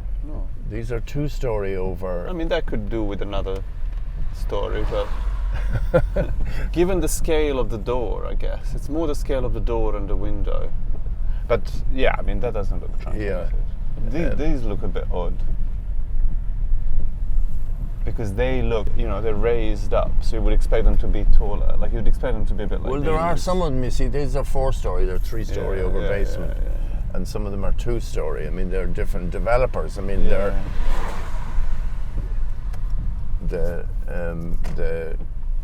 it's to do with the estates that own the.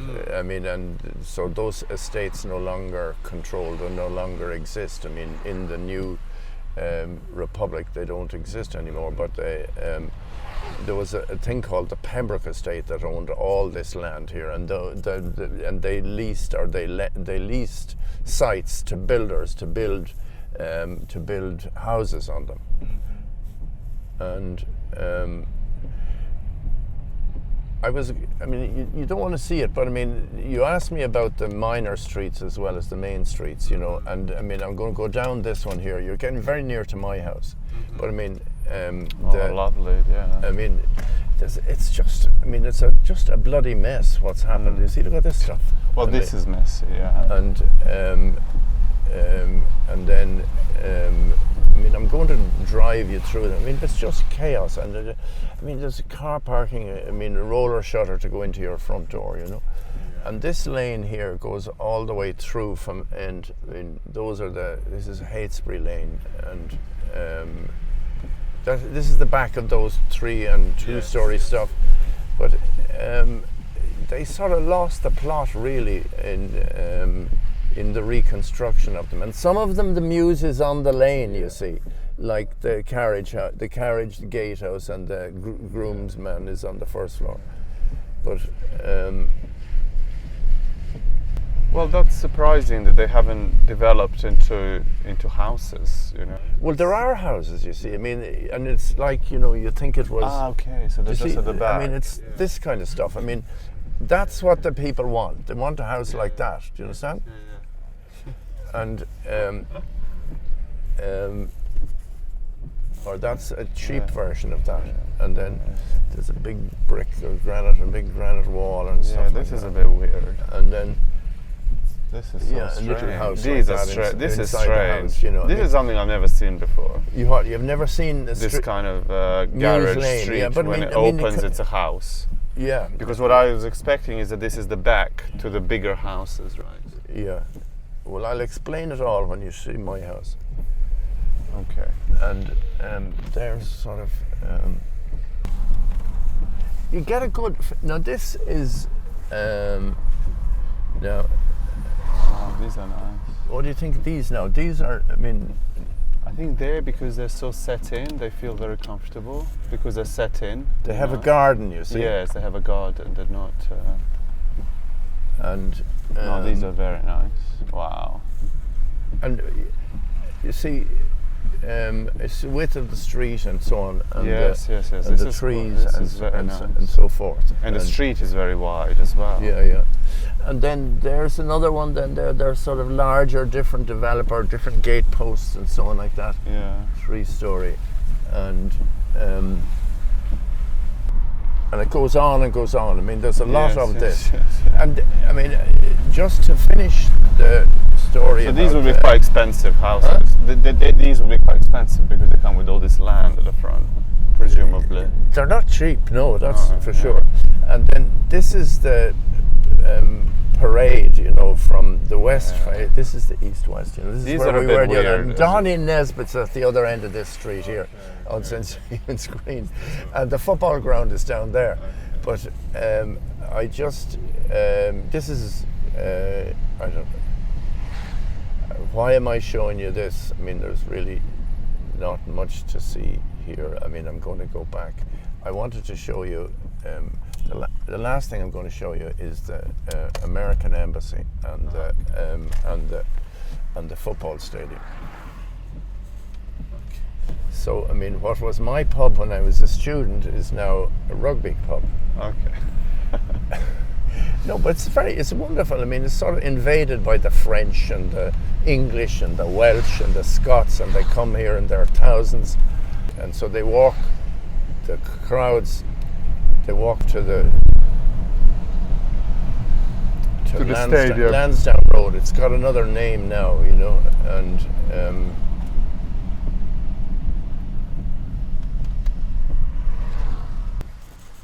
we have a lot of stuff on site further down there in the docks. Pretty big office buildings. All right. And they're just the structure, the frame of them has gone up, but there's a lot of it. I mean, I mean, the docks is a whole other sort of thing. If you want to, I mean, it's a sort of zoo, really. I mean, architectural zoo.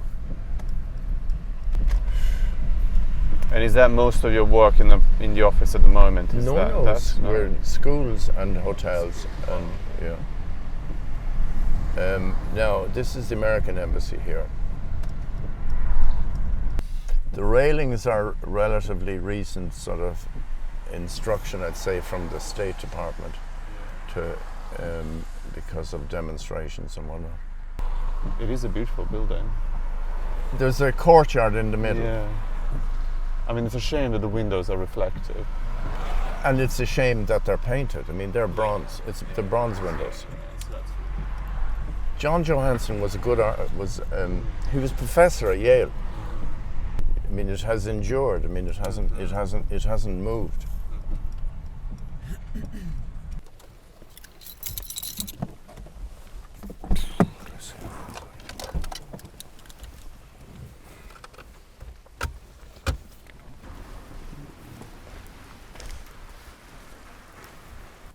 How long have you lived here for the show?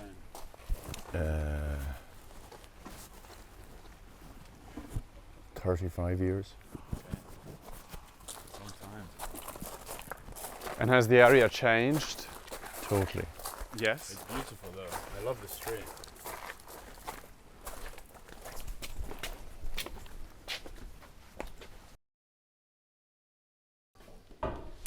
You can put your things there. Mm-hmm. Oh, nice. The Mews is sort of the front of the Mews faces the house. You know that. The front. The front is the back. You know? Yes, exactly. Yeah. Yes, Yeah. And So that's the front of that, or the back of it.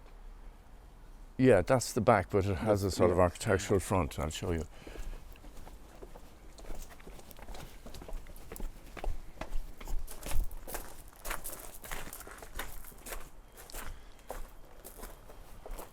Well, yeah, it's. I mean, I have to admit that it's it's a copy or something I saw in Cambridge in the Botanic Gardens. They have there's a circle of cypresses in the Botanic Gardens in Cambridge.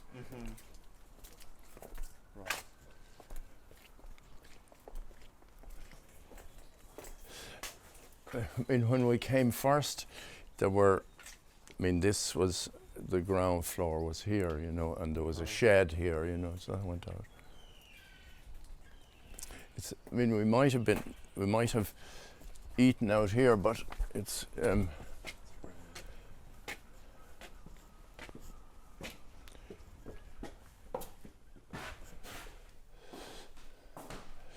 So you do like art? I do, yeah. No, I have a lot of paintings. Yeah. Those are the two abstract on the wall there. An Irish painter called Maine Gellett, who worked in Paris in the late 1918, 1919, 1920, and then she came back here and had her studio in Fitzwilliam Square, and she painted. Those paintings are both from the 1920, 1921. And then there are several others of hers. I mean, those are her study drawings for them. That's for study for that, and that's the study for that, and then that. And I got those over years at different sales, you know. And that's a gouache. She did a lot of gouache, and that's another gouache of hers. I mean, you asked me about painting, you know, but I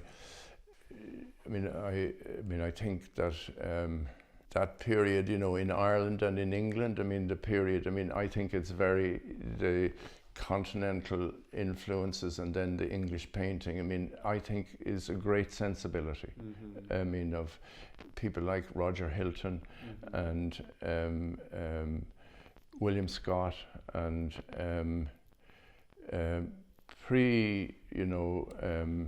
and then, in the end, I think that's an English sensibility, or Irish sensibility that comes from European influences, is a very important sort of. Where it stands in the 20th century to say, and. Le Corbusier painted, right? He did, yes, yeah. No, I have a catalogue of a sale of his paintings in London when I was a student. And, this is Camille Souter, who is a figurative painter, and she's sort of much later, but she's probably one of the most important Irish painters. And this is about her house in the bog and the electricity, and this one is. She had different periods. She painted in abattoir, and she painted in a fish market, and that's my wife's. Drawing of a Scandinavian. She studied in Norway, and that's a wooden church in Norway. And this is the girl who lives in Henrietta Street. That is our friend, and her influences are European classical, and that's. Also Alice, and I'll show you. Alice did this big drawing. That drawing, yeah. This drawing here of this was. It's Donnybrook Fair. It's what it's called. It's a fairground, and that's the fairground that in the park over there where Shelley lives. That's in her garden or in her park. And so nicely framed. And then that's Louis Le Brocq, who I showed you the house in, the two houses that we did for him, and there are other paintings of Louis there. And this is a young painter, Mick Mulcahy. That's something he did on the island. That's a drawing of the landscape and the cliff and the sky in Ishmael. And this, he was, I mean, I had a very difficult time about painting in Knock, and these were studies that were done but were never completed. They were for gospel stories, loaves and fishes and stuff for the church in Knock. And that's the most recent painting that I bought, which is an island painter in Donegal called James Dixon. That's the Cutty Sark. And he was an untrained painter, and his paintings are in Kettle's Yard. Do you know Kettle's Yard? Yes. Yeah. And you know, you were asking me about, you know, influence of painting and influence of other things, and what figures very strongly, very often. I have the book upstairs on Kettle's Yard. And I think that Jemady, you know, was, I mean, that sensibility of Cambridge English sensibility for sort of modest things, not high art or not high, I mean, just simple things, you know, I mean, and that's English sensibility, which we like. And these are paintings, that's Louis Le Brochet, that's a painting of Sean O'Casey, the Irish playwright, and these paintings are from a painter who was teaching with me in university, and that's my wife's painting of Cézanne, and those are Alice's again up there, and that's, you know, I was asked about Sean Scully. That's the square, you know, this. I had a long innings with Sean Scully. Do you know Sean? You don't know his painting? Yeah, I know. You know him. You know who he is. Yeah, and he did the wall at the University of Limerick. Oh, and he also did the wall at the embassy, the American embassy in London as well. He did a wall there too. Yeah, and I mean, I have to tell you, I mean, the story about the walls and about I mean, how that happened. You know, I mean. What happened? We did a competition for the entry, for to make an entrance to the University of Limerick, and that's the one with the timber masts. Okay. So no, do you see it? It's in the book, I think. Yeah. And then in the entry we put in the Ben Nicholson sculpture, you know, the big stone at Sutton Park. I mean, the big white stone with the circle on it, and we put that in at the entrance, and we said that we wanted to do two things in the entrance. We wanted to get a mast that would mark the entrance to the university from the road, which was above where, I mean, it's a so difficult thing to enter low down, and so in the competition we did lovely drawings for it, and we said we'd put in the Ben Nicholson sculpture beside the masts, and we said, this is Ben Nicholson, Sutton Park, and you'll have to, you know, if you want to do it, you have to get, you'll have to commission something. We don't know what it is, but it's a sculpture of this kind of scale and this order that we would have, an abstract sculpture. And so, and we won the competition, and then by the time we got the masts made, they were made by the masts were made on the Isle of Wight, actually, by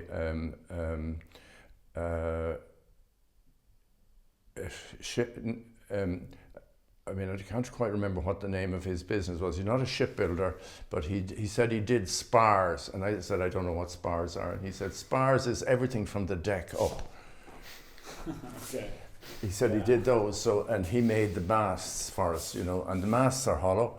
And so there was a long odyssey of backwards and forwards to the Isle of Wight and see him. And he's wonderful. And the university bought into this, and the president went, and the buildings officer went to see the joinery in the Isle of Wight. And so they bought into it. And now by the time we had the masts up, and budget paid for it, and having them brought across from England on a barge, you know, and brought them into, anyway, so they said, well then what about the sculpture? And I said, well, what we'd like to do is ask Sean Scully. I said, but Sean Scully has never done a sculpture. And so then there was a long odyssey of engagement with Sean Scully over the stone, of getting the black and white stone, and then the inset of the polished stones into the into the stone inset, like the inset in his work. You know? And then I mean, this was going on for years, you know. I mean, and did it happen? Did it happen? He did, yeah. Oh, he and did. he made the Okay. wall, and we looked after it all the way, and we went to China to get the black stone, and we got the Portland stone from Portland in the black stone, and then so on. I mean, I'll tell you funny stories about it later, but and so he made the wall, and then he I mean, he's an incredibly difficult character, and really the most. You asked me about artists, you know, and who I've worked with, you know. I mean, but I mean, a few years, about 8 years later, he came back to me and he said, there's a guy called, you'll know him from the English press, called McKillen, Paddy McKillen. Does that name mean anything to you? He owns all the hotels in London. I mean, he owns the Connaught and the other hotels in Mayfair that he bought off the brothers in the, I mean, people who were, and anyway, he has Saudi money, and so he has a vineyard in Aix-en-Provence. McKillen has, and his sister is a cook, and his sister is a friend of mine, and so we. So I mean, I just got the sequence of events right now, and I'll tell that punchline correct. But he, yeah, no. So he said that he saw when we were getting some of the stone came from Portugal, and he had seen the yard and stone, and there was a red stone that he liked in Portugal. Sean did, and he said, and there's a grey stone from Portugal, and he wanted. So then, and I knew the quarry in it's up in Vigo, and we got. So eventually there was a contract was made, and the stones were, I mean, another wall. McKillen has every star architect in the world working on the vineyard in Chateau Lacoste, it's called. Yeah. Have you heard of it? Yeah. And I mean, then when it was up, I mean, and it was taking truckloads, I mean, across all Portugal, up across the southern France, up into Aix-en-Provence thing. I mean, at enormous cost. And then when it was up, he had, Scully called me, and he said, Shane, he said, I don't like this wall. He said, it's not what we ordered. And so I said, it's there. And but I mean, the Portuguese stone yard and stone merchants are fantastic. I mean, they know what they were doing. And he said, in order to get it right, they had erected it. They made it in the yard. It was pre-made in the yard, and we flew on private plane from Dublin, picked up Sean in Madrid or in Bilbao, wherever you want, and then we went to Vigo, and we saw it in the yard, and we photographed it. Yeah. And then when Sean Scully, he got on to Paddy McKillen, he said to he told Paddy McKillen, he said, this is not what I ordered. He said, I don't. He had lost his nerve, yeah. And so I said to Paddy to get me a photograph of I told him where to photograph and I showed him, and I got the photograph from the yard, and I put the two side by side, and I sent them to Sean. But I mean, there was incidents like that all I mean, that's but I mean, I am very fond of it. I mean, but I mean, just to say that he is difficult, and yeah. Well, I guess an artist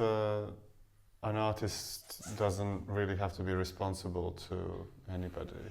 Well, In a way. of course, yeah. But I mean, That's why you are an But I artist. asked him to speak to the students in the university and to give a lecture when they unveiled the stone, when the wall was finished, and I said to him that he had to come and explain himself, and they had a dinner at the university. They invited the great and the good and so on. And Sean gave up after the dinner. He stood up in the big lecture theatre. He got half the college in, and he told them what he was doing. Explained it, and he explained it very well, and he said one thing which I think is, he said the thing about abstract, and he's a child of New York, of New York painting, and he said the thing is, he said, you have to trust the work of art, he said what you put into it, you get out of it. And I thought that was very. He's a very good teacher. Sean taught in London in Goldsmith, I think. Yeah, he's taught in Goldsmith. And anyway, I haven't been in touch with him for a while. So, but he gives the galleries a hard time. He gives the painters a But I'm hard sure. time. Listen, would you have a glass of wine? Yes, let's have a glass of wine. Yeah. I just got a bottle of wine from Aix-en-Provence. Oh, right. And I just said we'd have that, and we'll just get a Good big idea. bottle and we can share it.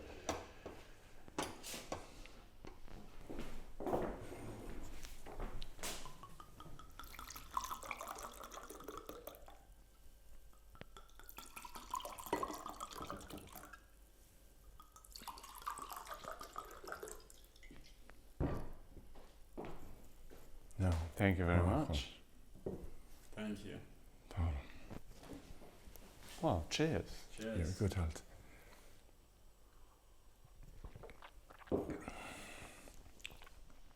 Ooh, that's nice.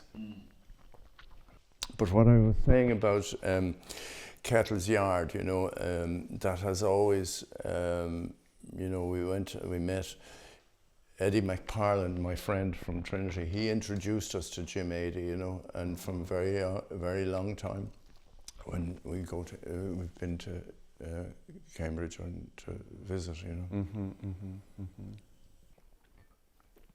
So do you prefer to work from home, or do you prefer to work in your Well, it's office? just a time now. COVID, you see, I had to start, and so I set my studio upstairs Yes, at COVID, and then, I'm not sure about open plan office. I think the office, the most. Well, you said that's what you wanted, right? Huh? You said We earlier wanted that's an what open you plan wanted. office. Yeah, I did. I wanted an open then- plan. But in terms of the partners, I'd tell you about it's too democratic, I think, an open plan office for architects. And but the other end of the scale is Chamberlain, Powell and Bon. Their office was at World's End. I don't know if you know where the King's Road bends, they had a print works, and it was on 2 stories, or there was a ground floor, and which was down a half level, and then the first floor, and the 3 lads had the whole of the first floor in 1/3 each, and then there were 50 architects on the floor below that. In hierarchical lines, the job captain was the top of the line, and Seeing what everyone is doing. and sitting down in the row behind him after that. And then upstairs, they had the library, they had the office library, and they had their table, they had the equivalent floor area of tables with drawings laid out on the tables, and where they were doing their own projects, and they were managing their own drawings, marking drawings and sending them back down, or engaging with the job captain and sending them back downstairs. That was real hierarchy. I think that we could have done a bit of that in our office. I remember going to a job interview with Jeremy Dixon and Ed Jones when I finished my diploma. Yeah. I never got the job, but You asked for, you applied for a job. I applied, I went for an interview. I went for 2 interviews. One Yeah. interview was with Ed, the other one was with Jeremy. But it was like you go to the top floor of this 3-story building, and then on the top floor they have this big, beautiful office. And you walk. And what did, and it, I mean, I think they closed the office I know that, a couple yeah. of years later, yeah. Yeah, So I think it's good that I didn't go in the end, yeah. because I would have needed. Ed's a friend of mine. Yeah, I'm sure, yes. Yeah. And but he, I mean, and they he did used such, to send they did staff such to great me, work. and then I used to send staff to him. And I mean, there's Staff, a lot of my okay. office. I mean, there are a lot Oh, of right. architects who worked in my office end up in Dixon and Jones, and then I was standing in the desk, at the front reception in our office one day, and this girl said, I overheard the conversation with the secretary at the desk, and she said that that Edward Jones said that she was to come here and ask for a job. So I said, I'll talk to you, and she's now head of school in King. Kent. That's Kent. the one you mentioned in your lecture. Yeah. And she's. Yeah. So she was a receptionist. No, she was at the reception looking she for a was job. at the reception asking for a job in the office. Yeah. And so I said to her, I'll talk to you. And yeah, I mean, they did such good work. And it's a small world. Yeah, that's what I think. Yeah. But I think they were also part of that generation. I think Sheila mentioned, I don't know whether Ed or Jeremy, Ed probably more. They all taught in Dublin. As part of this generation that was brought to Dublin to make it a good school. Yeah. So, but they were both in that. They were both, absolutely. Okay, and okay. I mean, the whole of the, what we call... They're both AA? I think they were both, yes. Yeah. They would have been AA, yeah. But they were, the whole of the grunt group. Do you know that name? Yes. Yeah, well, the whole of the grunt group were involved. Yeah. I mean, and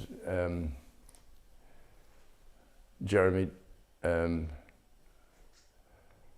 then there was Christopher Cross, who was Christopher Cross, who was really a lovely person. Yeah. You don't know Christopher? I don't know. I've heard of Christopher Cross, but I haven't met him. The name rings. Were we speaking about him earlier? Yes, people mention him. Yeah. He was the head of school, was he? Chris was head of in one of the schools in Cambridge. Okay. Chris. So he wasn't the head of UCD. No. They were all far too clever to take that job. Yeah.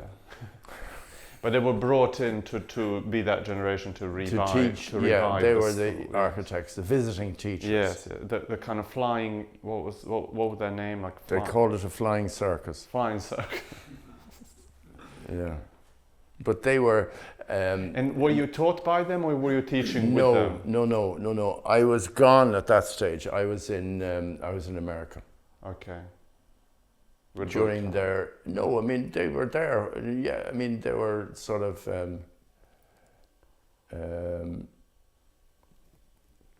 When I joined the staff, I was the outsider.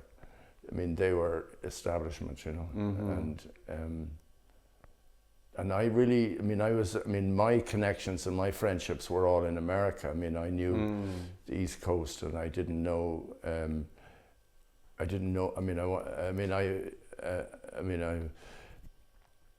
I had to plough my own furrow in all of that. But so how long were they there for, the flying circus? Somebody would give you dates, and then you see. Was it like 2 or 3 years, or was it? No, it's more than that, I'd say. Okay. It must have been 5 or 6 years. And then, you see, the main person involved was Ivor Smith. That name doesn't mean anything to you. I should know the name of his big building. That was Sheffield. Ah, yes. The one on the top of the hill. Yeah, yes, Sheffield. Of course, yes. Yeah. And then he had a small practice in in a place called Ulm in Oxfordshire. And which famously was described as a place where the honey factory pollutes the watercress beds.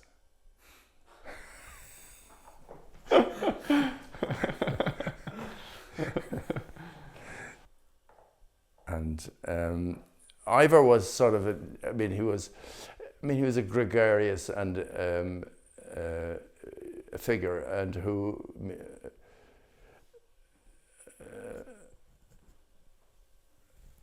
he wasn't as, he wouldn't have been as thrusting. The big beasts were Andy Macmillan and Izzy Metstein. They were really, the Glasgow lot were would have been very, very powerful. Izzy Metstein, that name doesn't mean anything to you. Yeah, Glasgow, Jewish, Macintosh background. And Gillespie, Kidd and Coya, children of that Scottish practice. And so when you came back from America, were they already gone? Or, no, they were still there. So Ivor Smith appointed me. Okay. And I got a reference from Louis Kahn, and that was a sort of straight shoe in,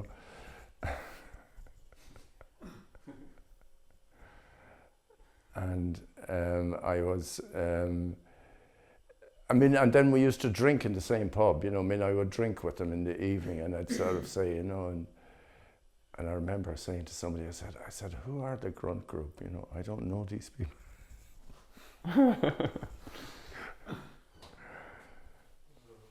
But they're all, it was a hugely influential, a hugely important event in Irish architecture that happened. And I also said in my lecture in the Royal Academy, I said what was equally important was the friendships that they made. And they made friends with, and they were really, they were good guys. They were all... and it was creating these links across... Creating introductions, and then, John, and then, you see, some of them were teaching in the RCA with, and then with Sue Rogers. Sue was and John Miller, they were really in charge in the RCA, and then the UCD graduates. I think certainly John, and I think Sheila probably did her postgraduate in the RCA. Am I not right? I have a sense that Sheila said that she just went straight, when she graduated, she went straight to London to work. Yeah, I think she said that John might have gone before her or stayed out, something like that. Yeah, I think one or the other of them were in the RCA. Yeah, maybe. Yeah, because they did, because there was a girl that was introduced to me then from that group called Rachel Chidlow. And I mentioned Rachel in my lecture because of Rachel's a painter, and she's a graduate from from Manchester, and then she did her architectural 2 years in the RCA, which I thought was brilliant. And I was kind of saying that to the Royal Academy, and I was saying, that those connections and those things that were possible were worth reminding people in architectural education, that the RCA were talking about things and about the position of architects in practice and the position of people with visual experience. Painters, who had, where there was a predominant, search for the visual things as opposed to the intellectual. That's really what the thrust of what I was trying to say, and it's quite radical, in terms of the criticism that, of universities and courses and so on like that. And and I was trying to say that really these things are very straightforward. it's really very simple, about building and culture, which is a small society there's a small group of people, who are related to the institutions, and where the institutions work in favour of these things. And I mean, it was UCD. I mean, that would never have happened in Trinity College. I mean, it was UCD could do that, you know, because of the different, I mean, whatever it was. I mean, and I mean, they're both clients of mine, and they're both. I mean, I did what I did in Trinity, but I did a big business school for UCD. I did the main, which is now the main business school in Ireland, which is in Blackrock for UCD, and I found them extraordinarily adaptable, you know, I mean, available, I mean, able to move, able to change, able to make decisions, and able to, so, I mean, I thought that because, I mean, in simple terms, because the president of UCD was a doctor, he understood the business of professions. He understood. He wasn't a historian or a English professor. He was a doctor, and he knew about the carry-on of professions, of how the professions and the interrelationship of training with practice. Yeah, and I mean, so UCD could make, and whether it's uniquely at that time that Professor Murphy, who was the president, whether he was the one who was the main mover, but when he spoke to the institutes, and particularly the RIBA, and he said, I understand. I said, we have a problem here, we have to solve it, and how do we do it? You know, and he worked very closely, and they moved quickly, and he said, and it was, I mean, it's a hugely important lesson for the behaviour of institutions, of which the university institutions, of which I have a lot of experience, and their staff. You know, I mean, but the institution can make because the decisions. They're complex and they are, yeah. and now, whatever it is, I mean, that Neil McLaughlin feels isolated in, is it UCL? Well, I guess in London maybe he means, maybe more generally, I think. I don't think he means maybe just at UCL. Well, he's just in teaching. It's just, I'm talking in about the approach, in teaching and what he's saying in teaching. He's also in a very unique position. I mean, he's a practicing architect who's doing the best projects you can imagine. So exactly. Of course he's going to have he's in a privileged position to see a profession in a certain way. I think, you know, young teachers don't build projects like that, so of course they will maybe think differently. I don't know, but I think also he means just the value he places on building and reference and kind of knowledge of detail. It's something that is absent, and you kind of learn it on the job rather than you don't necessarily learn that thing in school. It's just not what's being taught.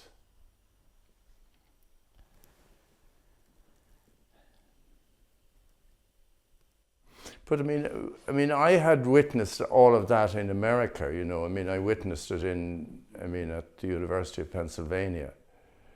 And at that time, the University of Pennsylvania, the School of Architecture was travelled in what was called the Faculty of Fine Art.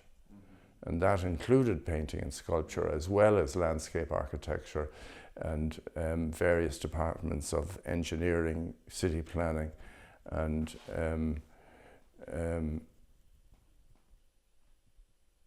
you see, and there was I think that the deans and the way American schools are run, particularly the ones I know are Yale and Penn and Harvard to a lesser extent, but the deans can manage to allow these things to happen, that people in practice. I mean, at the University of Pennsylvania, when I had to get my degree, I had to get 50 credits, and I had a choice of how I accumulated those credits. And so I took courses in landscape architecture and in engineering. And the professor of engineering was a French engineer called Robert Loricolet, and who was quite remote and very close friend of Louis Kahn's, and the founder of the French magazine Architecture Aujourd'hui, which was influential. Important magazine. Yes. And that was Loricolet, and then he had his acolytes under him, and then in landscape and in city planning, there were two heavyweights. One was Ian McHarg. I don't know if you know the name, and he was a Scot. With a very strong Scottish accent, and Ian McHarg was he was the godfather in many ways of this landscape. From understanding natural systems and ecology and protection, and his big book is the design with nature, and it's really good. And it's planning and landscape architecture, and it's still very influential, and it leaves Penn still in landscape in a preeminent position. But the other person who was equally, who also important was Ed Bacon. Does that name mean anything?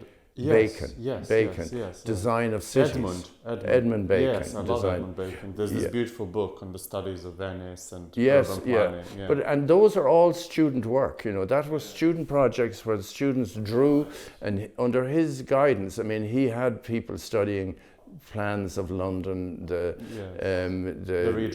Regent Street, all that stuff, and South American architecture, landscape, and Machu Picchu, and the way they taught. Bacon appeared one evening a week in Penn. One evening. That's all he had. He was the director of city planning in Philadelphia, and which was a very demanding job. But he had 2 hours. That's all he had. And he was able to conduct his studio and review, and then monthly have a day in for a project, for a big review. And then they brought people with them. You see, they brought outsiders with them into the school. And McHarg stopped the whole school on a Friday at 12 o'clock. He'd get big beasts from Washington or wherever it was that he had people who had things to say about the environment and about the cities and the planning of the protection of particularly the East Coast landscape and so on, and research. And no matter maybe to the extent it hasn't taken over the way those peripheral things now have taken over the whole of schools of architecture. It was sort of the big show on a Friday at 12 o'clock for an hour. You had a lecture from whoever McHarg would introduce them, say what the purpose of it was, and so on. And then that filtered down, But it was within the context of not taking over the whole school, Anyway, that's just my and I became friends. I became very friendly with Louis Kahn and his family and so on like that, and his children and others, and others who were working in the office. And so, I was working. Some of the staff in the office were teaching. And you said the office was quite small. The office was 20 or 30, I think. Yeah, and they would say we needed help sit down. They'd say they need help in the evening. So we'd go in. Students would go in, and in the way that American students wouldn't do it, but European students were quite happy to charrette and work over, to help their seniors on projects and stuff like that. And we would work in the office. And then when I graduated, then Lou asked me to come in, and give me to join in the office. And then I. So you did most of the drawings for the Paul Mellon. For the Mellon. Yeah. Well, there was a guy who I admired, the senior guy in Lou's sort of first lieutenant. He had a lot of people around him. Had different kind of, not a lot, he had 2 or 3 people around him who had been there for a long time and who were sort of loyal lieutenants. But the brains really that Lou relied on was a guy called Carlos Wallenrod. And Carlos had been for a while head of the School of Architecture in Penn. I mean, he was, professor of architecture in Penn. I mean, who would have been answerable to the dean? You know, the dean was been the senior person. And I don't quite know what happened. Carlos sort of, I think, kind of lost his nerve. You know, Carlos had done, and I'll show you the drawings upstairs of the Venice project. Carlos had masterminded the building for the Biennale, and had invested sort of a lot of resources in that, and then and they didn't get paid for it, and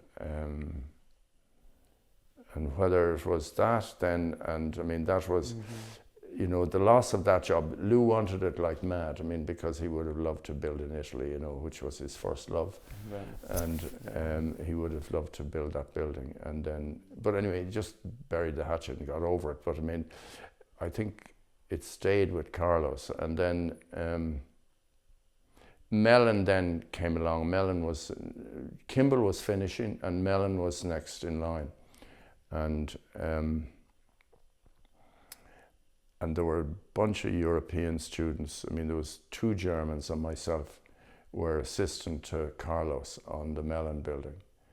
And Mellon and Yale were very well, I mean, and Lou was well, I mean, Lou knew all about, Lou had taught in Yale, and he had built he built the gallery in Yale, and all his friends were in Yale, you know. Vincent Scully was his best friend, and as was, other, I'll think of the names now of American architects who he used to sort of talk to, but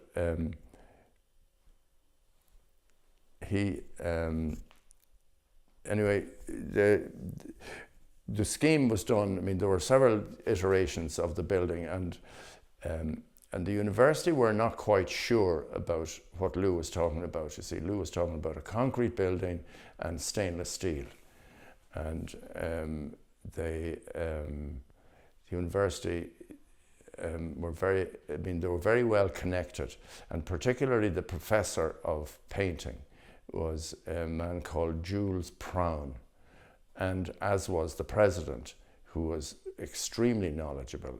Kingman Brewster was the president, and Mellon had a fair, had a sort of remote, and Mellon was an Anglophile to his fingertips. You know, he had an estate in Virginia. He had there was an airstrip.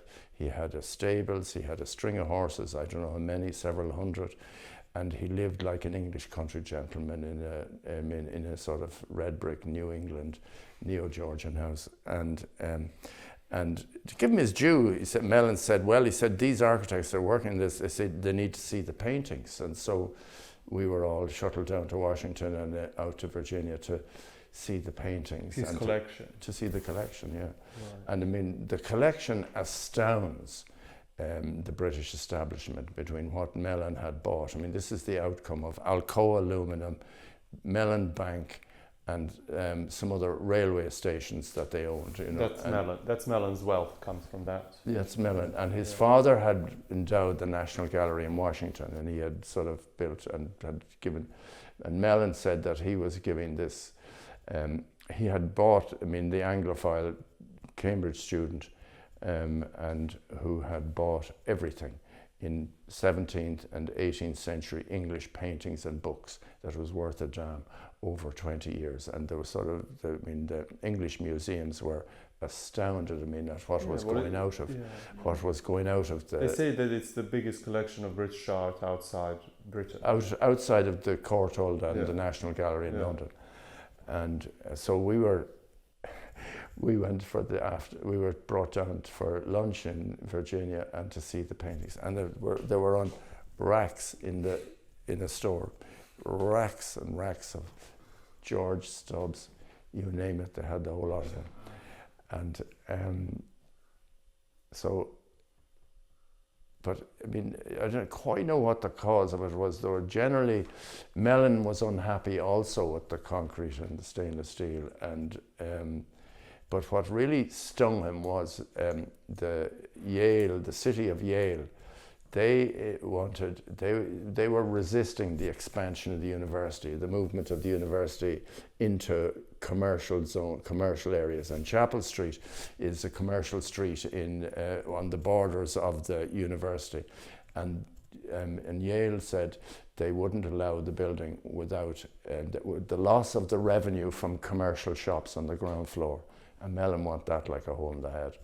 I mean, he was not happy with the shops, and between that and the war, and the carry-on students making a fuss on the campus about the war, so the Vietnam War. Yeah. He said the endowment was 14 million at that time. You know, that was the 14 million. And then Yale got a price from a builder to build the building, and the builder said he thought it would take 19 million. So the president went to Mellon and said that they needed some more money, you see. And I always compared that to Trinity College when they were trying to build the library, and the chairman of the building committee said, we have to find more money, we have to get more money. But Mellon said no. And he said the budget's 14 million. And then Carlos exited out the door and said, I've had enough. And it sort of fell into the lap of myself and one other German, the two of us, then, because we had been doing the drawings. And then Lou had to start, with the help of a builder, to sort of try to pull it back, to make changes. And then the changes were made, and in order to get it back in budget. And I'll show you upstairs the changes, but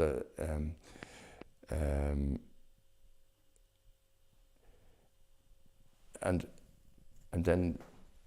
I had to leave then because my visa was up, and Lou died, and shortly. While you were there, or no, I just come back to Ireland, and then it was built by the guy. I mean, the drawings were done, and it was built by the guys who had built Kimball. The two guys. I mean. So was that the last project to be completed?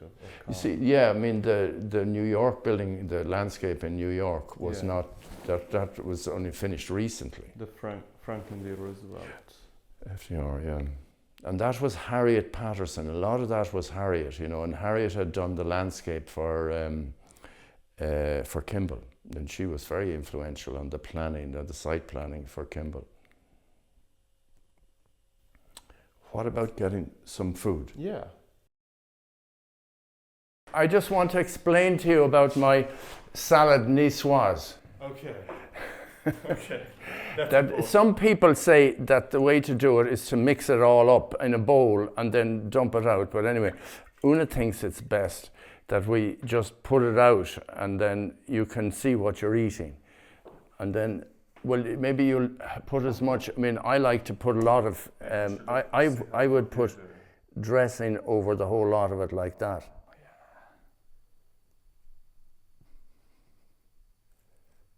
No, and that's what I think you should do yourselves. Okay, thank you. And you can leave what you don't want in the on the plate.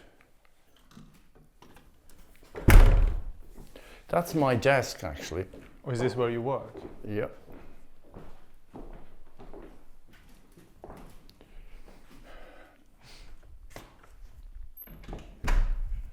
I had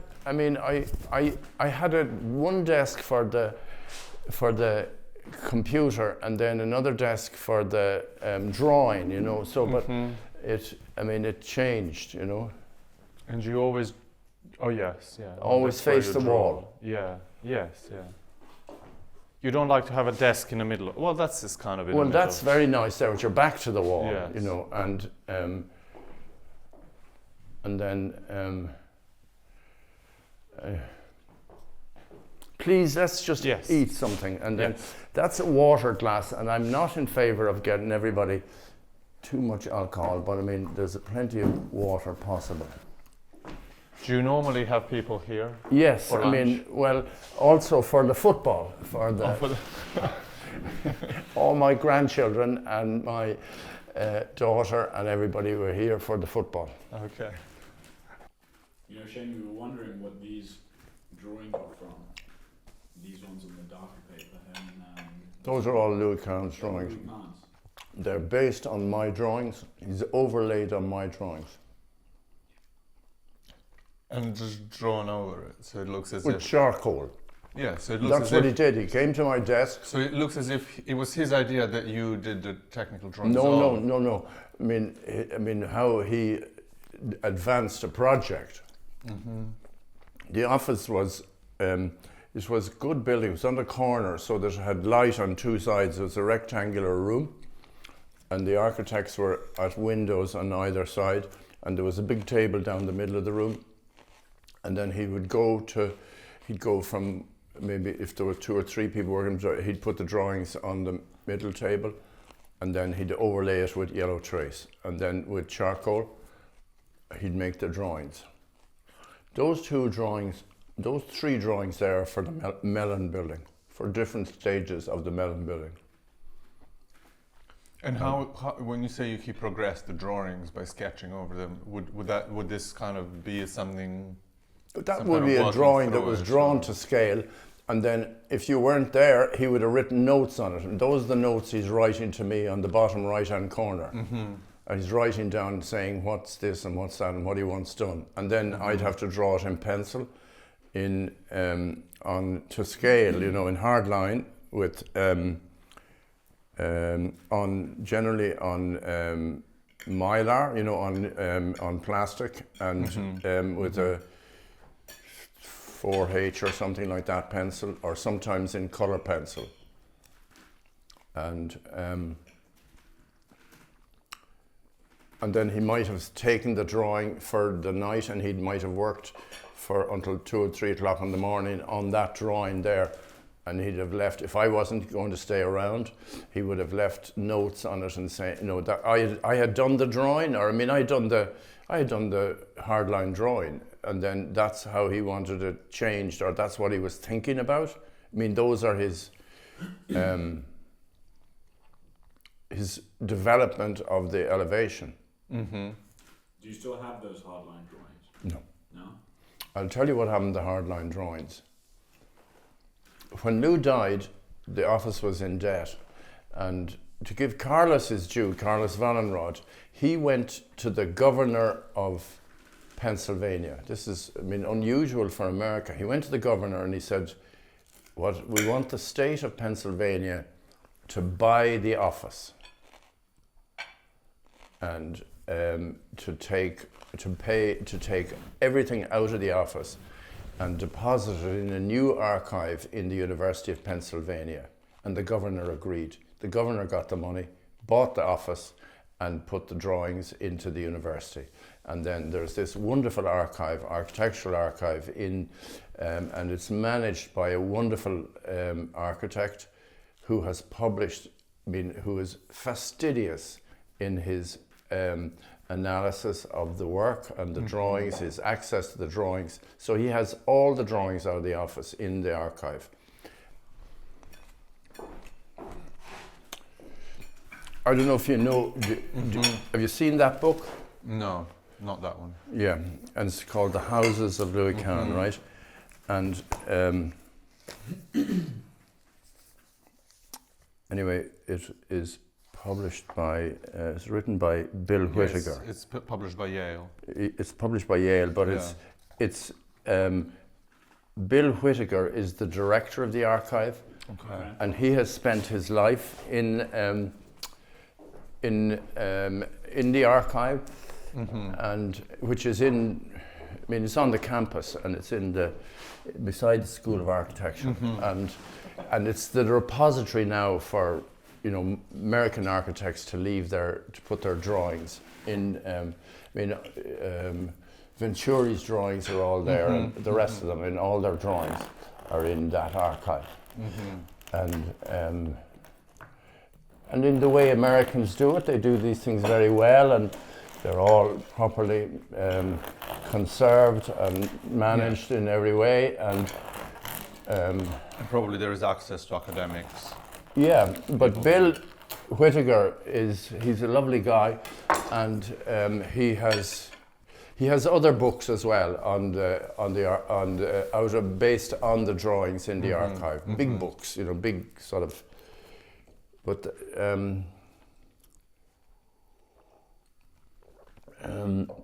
so that's what happened to drawings, and so all the drawings are in the university.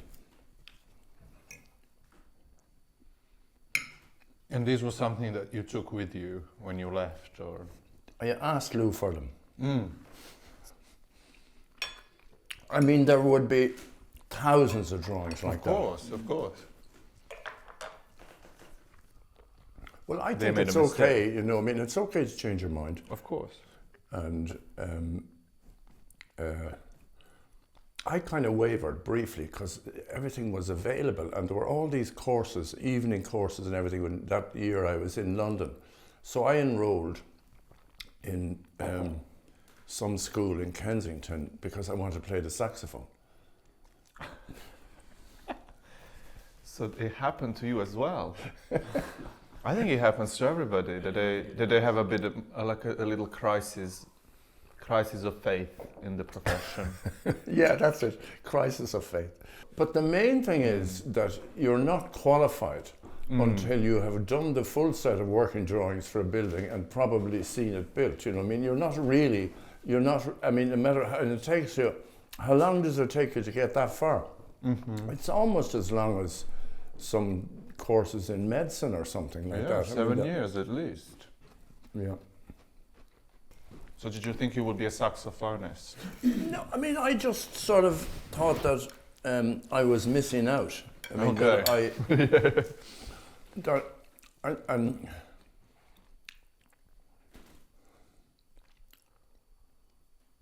some of my friends were going to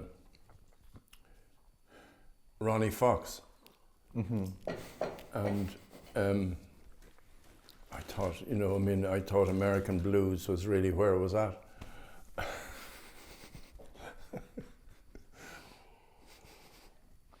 I mean, at the same time, I was thinking, I mean, you were asking me about influences of painting and things like that. I think that,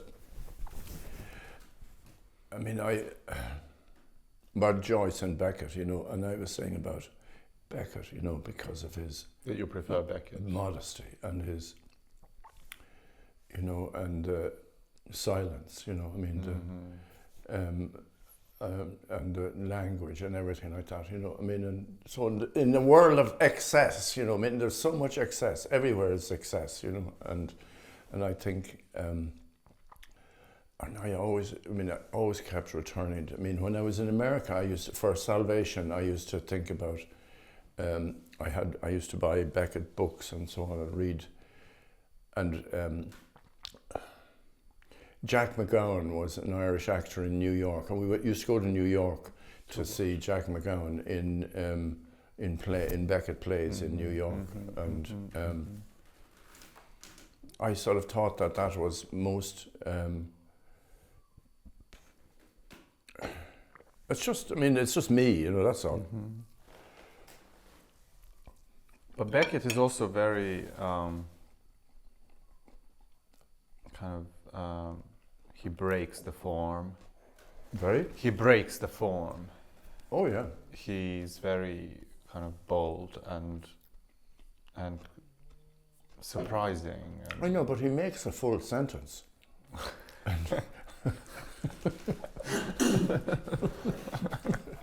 That's true.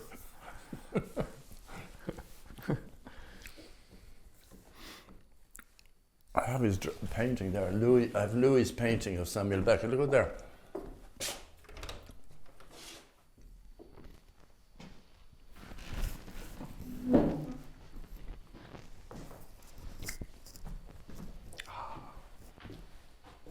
That's a watercolor. And Louis Le Brocchi. Okay. Louis, Sorry, Lou. You call Lou Campbell. Louis would Louis, paint. yeah. He drew with a watercolor brush. Look at. Isn't that? That's it. Wonderful. Yeah, it's wonderful. I mean, I wish I could. I mean, those are things I wish I could do, you know. But I wish I could paint. Have you tried? No, because I know I can't. I mean, it's too tough. I mean, I haven't got. I mean, I don't have the time really. I didn't even try. John Meagher used to try to paint, but I think he sort of liked he liked paper too much, and he liked the pigments and so on like that, and he didn't get beyond that. I mean, and you know, I mean, whereas, and John, I mean, loved painting. I mean, he loved, like everybody, he loved Cézanne. And Louis Le Brocq is a child of Cézanne. And I mean, it's so exciting. I mean, the last time we were in London, at the RA, I went to Tate Britain. I adore Tate Britain. I mean, and I don't think everybody in England thinks Tate Britain is where it's at. They all think it's at Herzog and de Moor. But actually, Tate Britain is profoundly civilized and and English and everything that we all love about England. You know, I mean, forget about Johnson and everything that happened and all that stuff, you know. And But back to Tate Britain. I didn't, because I just saw what I wanted to see, which is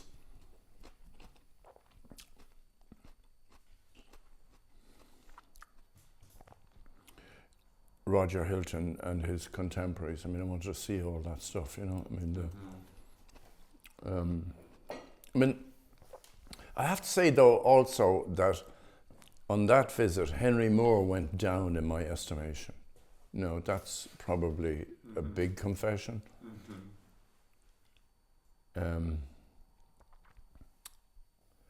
Why?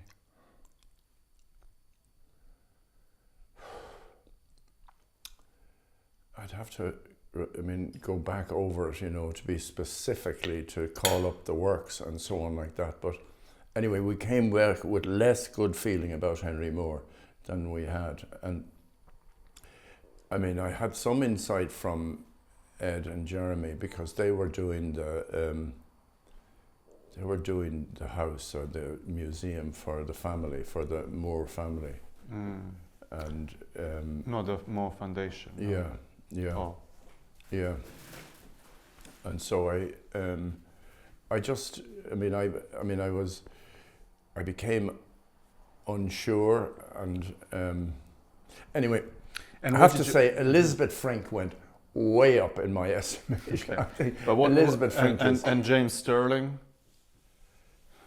with that extension. I had dinner once with Jim Sterling. Did you ever meet him? No. Yeah, he came to Dublin, and I had dinner with him, and I enjoyed his company. I mean, he's a very, but the I mean, I'm not sure about extension that the. I mean, I think the history faculty takes a lot of. But I think it should be restored. I mean, I think they should spend the money. I think they should go, and that it's well within their compass if they could do it. I mean, just do what it does. Do you know that the Mellon building in the last 4 years, they took the whole thing apart. They shut the building. They stripped it all out because there wasn't enough money to do it, and they brought it up and committed to. To the highest levels of sustainability that goes right through the faculty and their carry on, and so their behaviour to students, everything, the whole thing, and they put it back together again, and that's money, I suppose. They're restoring the roof. They're restoring the roof. It's done. I mean, they did. They did everything. I mean, they Well, took, I've been trying to actually go there as part of this project. well, you should. Those drawings there are Lou's drawings for the building across the street. And I mean, the original The gallery. for the gallery, and they did the same. They got. I mean, the Mellon building was done by a professor from the staff in Yale, a conservation professor, and then the building across the road. And it is wonderful. I mean, modern buildings need money spending on them, you know, and history faculty is too important not to spend the money, and that the British have to find out how to get the money to do it and do justice to the genius of Jim Sterling. That's my view about it, you know what I mean? And I said that in that book on the Red Trilogy, the three brick buildings in Cambridge, and I think that I mean, and the same can be said about Utzon in Sydney. I mean, the Sydney Opera House is stunning. I mean, it's absolutely beautiful, and the thing that has stuck is the tiled roof, which is Utzon's own design. There's not a blemish on the white roof. But the concrete is just amazing to see, and the loyalty of the Australian architects to Utzon, and I mean that all that generation that sort of, you know, embraced the concrete, and just it's thrilling, absolutely thrilling building to see. I mean, I was completely overwhelmed by Utzon, you know, in By the Opera House. Opera, it's wonderful, wonderful. And Well, I mean, it just takes, I mean, and it's easy to be sitting, and I mean, buildings that are in trouble, modern buildings that are in trouble. I mean, the biggest disaster of the whole lot is. Well, you should see the Sterling building in Oxford. It's very sad. It's in total disrepair. I don't know what's ever going to happen to it. It's abandoned, cordoned off. You know, the one that sort of embraces the. Oh yes, yeah. Yeah, it's. Yeah, I don't know. Well, they just have to find the money. That's all, and it's not a big deal. I mean, it's a big deal in their head, but I mean, the one that I doubt that structurally they can do it is the Management Institute in Ahmedabad, Lou's Management Institute in Ahmedabad. I mean, that's falling down, you know. I mean, and all of Corb's buildings in Ahmedabad were appallingly badly built. The concrete's all blown on them, and they're abandoned too. The only building that's been looked after is the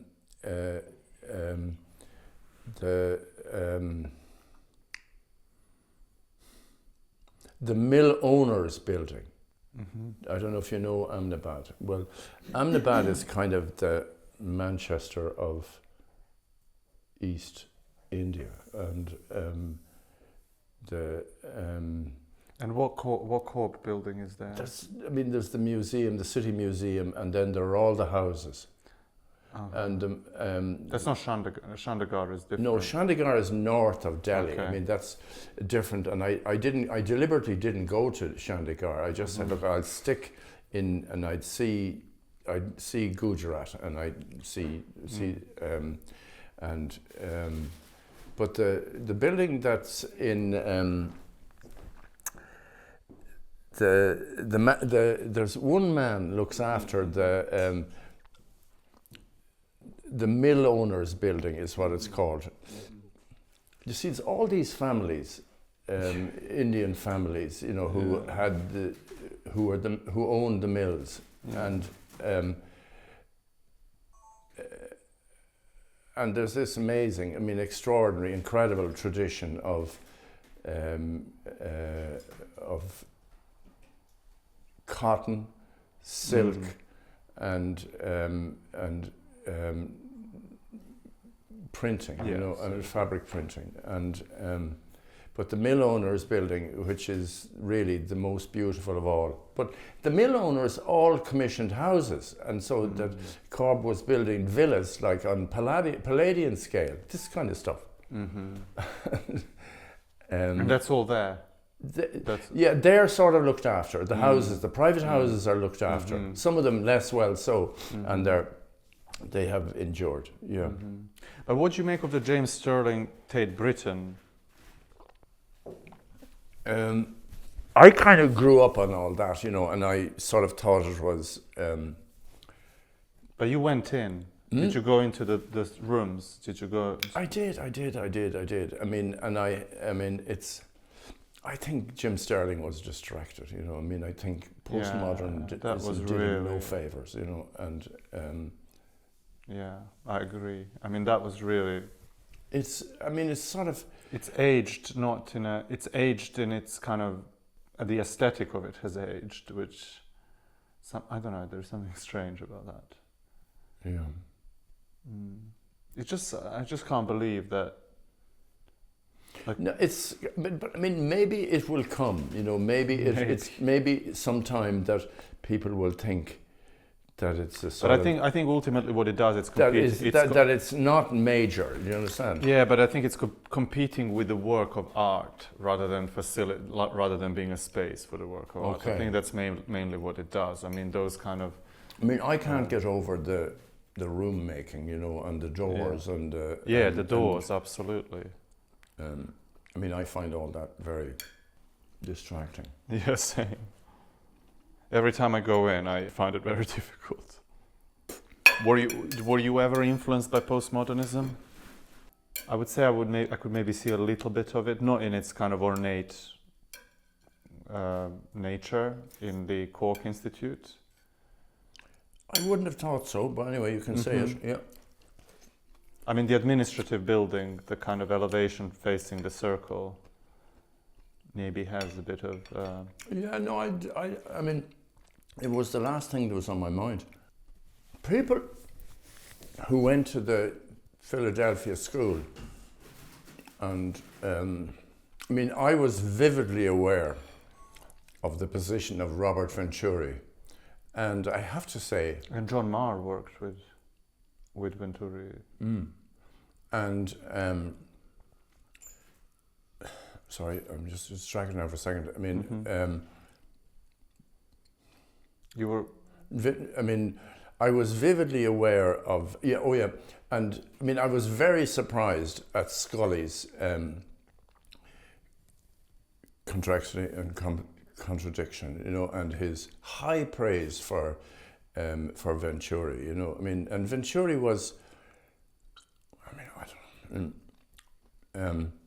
It was just a bad period. I mean, it was really bad, and I don't know whose fault it was, but I mean, ultimately it's the architect's own fault. But I mean,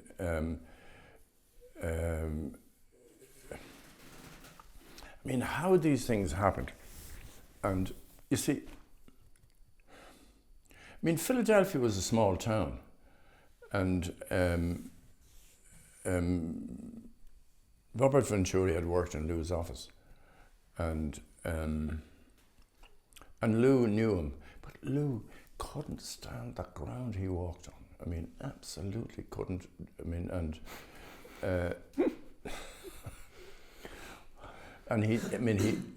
Lou was very aware that this was bullshit. Yeah, because it was conceptual, theoretical. Maybe it's that. Do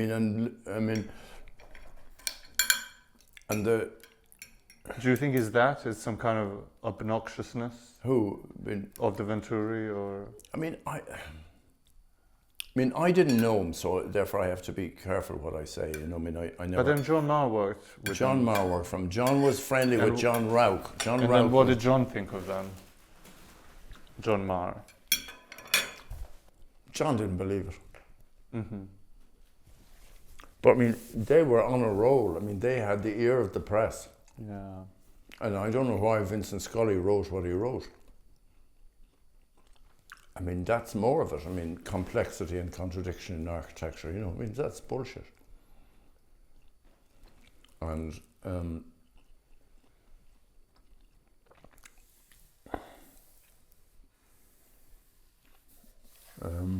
and Scully was Lou's friend, When we went to Yale, we used to go to Yale for meetings on the Mellon building. I mean, go in, there'd be building committee, maybe a meeting, building committee, meeting with the president. And we had flown up from Philadelphia, Lou and myself in the plane. And then we'd we got the campus police collect us from the airport. We were brought straight to the building's office, and Lou would show them the drawings. That's after me been working like 3 nights or 2 nights on the trot, like round the clock twice, and doing the drawings. And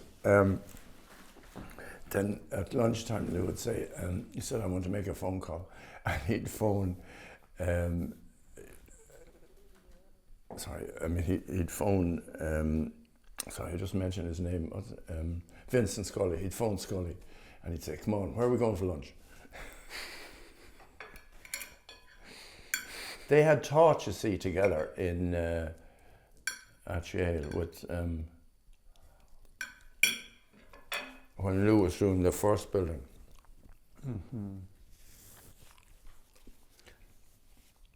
And Lou would either say to me, saying, you can get the train now on your own. He said, you could just get the train straight back. So I'd go to the train, and then he said, I'll be back in the evening on my own.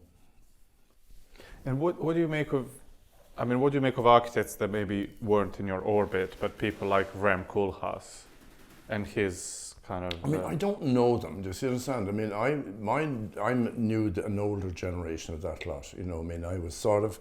I wanted to work for the Smithsons. I thought the Smithsons were really, I liked Peter Smithson, I liked what he had to say and so on. I liked all that.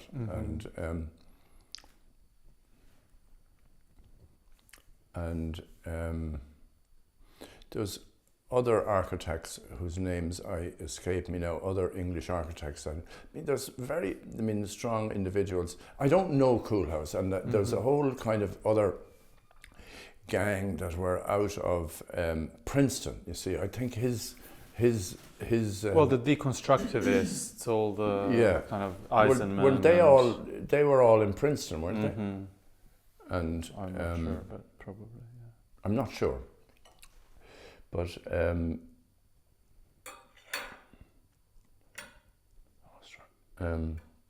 yeah. Rogers was in Yale. Foster were in Yale. Yeah. Yale was always a substantial school. I thought. Always. And what about Rogers and Foster's? Would you have preferred the Rogers extension to the National Gallery in London to the Venturi? Well, we were all rooting for ABK. Okay. And they got the full brunt of the Prince. It knocked them off. It practically. I think it stopped the track. It was a very serious intervention for them. ABK were the object of the carbuncle. Aaron Burton's Carlac won it. Okay. And at an RIBA dinner, the Prince got up and he said, and he gave full, and and they're coming from Dublin, where they had built, which we all think, or I think anyway, a lot of people think is really a very, very important building, is the library in Trinity College, the Berkeley Library is, and... The Brutalist, the Brutalist with curved glass. Curved glass, yeah. The granite and the concrete and so on like that. It's a wonderful building and beautifully placed in the college within the existing architecture. There are minor things you could quibble with, but anyway, they won the competition. They were the winners, and they were upended by the Prince's description of it as a carbuncle. And then I don't know how it was. How the Venturi got his foot in the door. Then it was courtesy of somebody. I don't know the politics of it or exactly what happened or why they.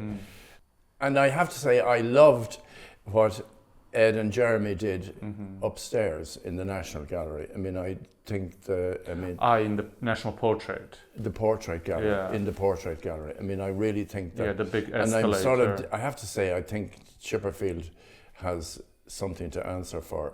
Or, what was his acolyte that did the most recent thing? Yeah, Jamie Faubert. Yeah. And I think. Well, he didn't change the big escalator. I think the big escalator is still there. I know, but they put something in front of it, and they put a picture on the wall behind it. They put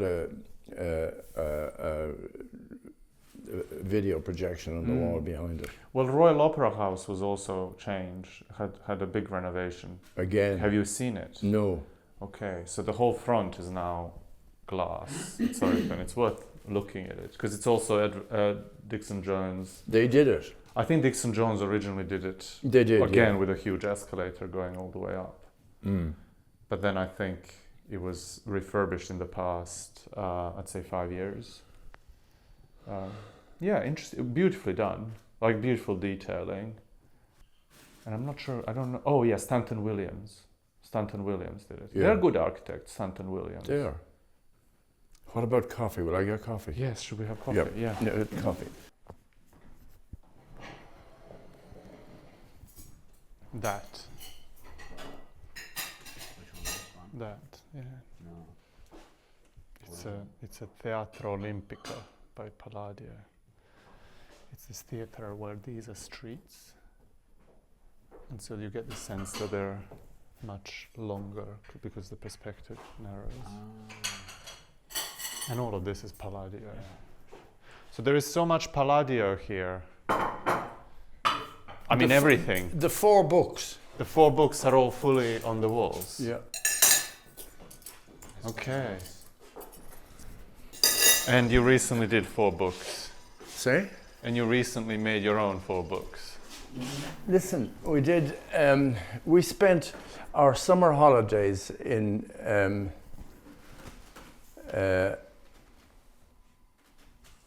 northern Italy on bikes and buses and trains, and we saw all the villas and all the public buildings in Venice and Verona, Vicenza, and we found. I mean, it was something in the Sunday Times. I think at the time there was a sort of holiday place. I mean, a suggestion, and we went to. We found a monastery in Padua, and year after year we went back to Padua, and Padua was our base. And you stay at the monastery? In the monastery in Padua, and across from the basilica, and everything was sort of. I mean, we just.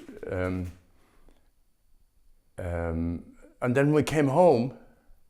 And I was sort of, we'd visit country houses, or if we went to see, say, some houses near Dublin, you'd think you were in Italy. I mean, it's just, only difference was 200 years. I mean, we were doing it 200 years after they were doing it. And, no, I mean, it's sort of, I'm thinking of, say, houses like Carton and Castletown. I mean, there are houses like that. I mean, like any of those. I mean, in Ireland. I mean, there's millions of them in England, but I mean, they're very, very real in their base in the agricultural landscape. You know, as they are in all those. I mean, the houses in the villas that we visited. Yeah. I saw all the villas, every one of them.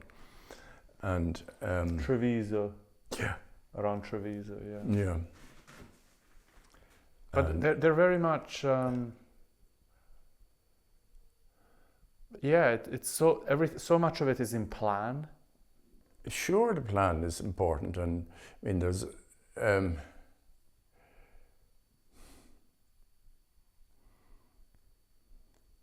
but they're very three-dimensional. I mean, the buildings are really in the landscape. You know, I mean they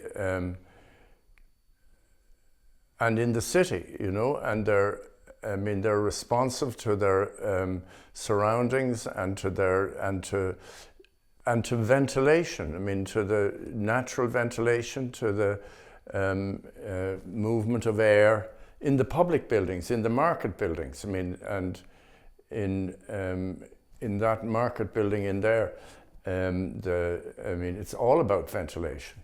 Mm-hmm. Yeah. Anyway, I bought this book. I mean, which is an 18th century book, at a country house. Somebody we saw, John said, "Look, that's for sale. We'll get that," you know, and went, and I just bought them, and then I just mounted them on board like that, and I thought they'd furnish the room. Mm-hmm. But you're surrounded with them, so they must influence how you think. They do, yeah. I mean, and more. I mean, I think I sort of. There's a book there. I had this. I mean, I had done furniture for this room before, when before I bought that bookcase, and I had books there and so on, and I had books. And they were getting dusty and so on like that. And I said, I just have to, I needed somewhere big to just put them all away and so on. And then, and I had these previously in, on double-sided tape. Mm-hmm. And then I got these shelves in IKEA. Okay.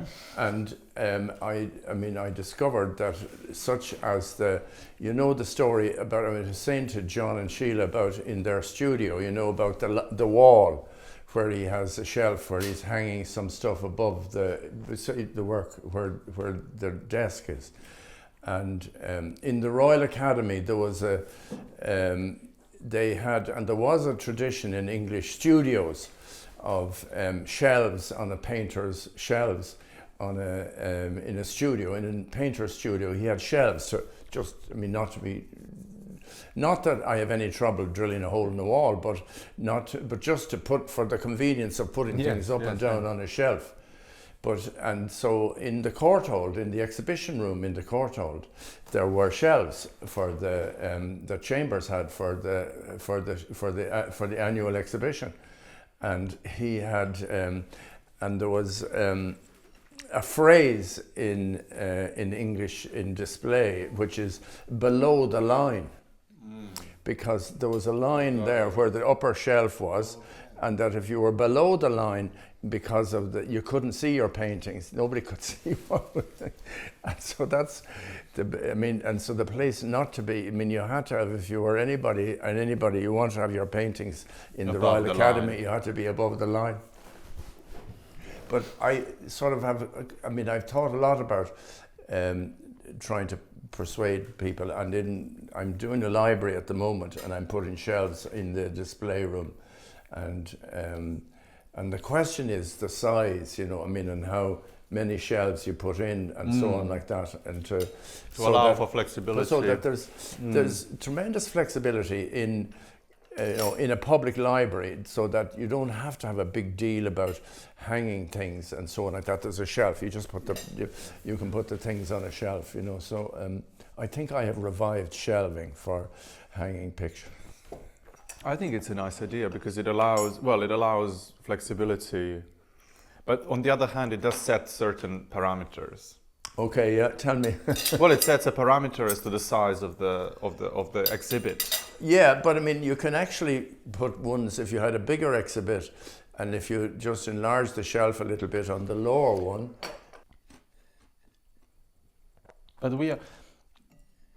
But there's a degree of flexibility always, but yeah. It's a very I think unlimited opportunity, possibility is really I think everybody needs constraints. I agree.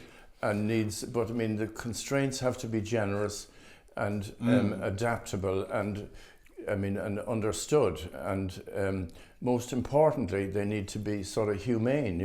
They should be.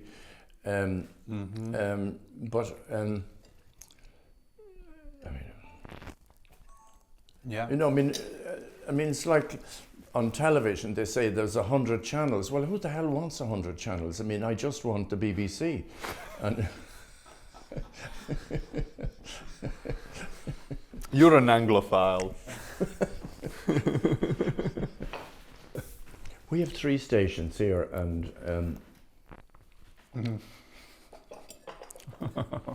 I was going to explain to you about the Irish language, and which is sort of, in a way, is quite extraordinary. People didn't expect this, and there was all sorts of compulsion and obligations for entry to the civil service and for passing examinations and so on that the government introduced, and all of which didn't really, at the end of it, I studied Irish for 14 years in primary school, secondary school, and at the end of it I can't speak the language, you know, and you're Catholic Irish? yes, Yeah. my family are all, and but there is a sort of, what happened was the voluntary schools said that they wanted to have all Irish schools, and everybody, I mean, all subjects will be taught through Irish, and families who are interested in their children being able to, I mean, who want to, but this produced a sort of an elite. I mean, science or chemistry and physics or mathematics, algebra and geometry in Irish, you know, was no bother, actually. Elite being those that spoke English? No, those that spoke Irish, right. and those that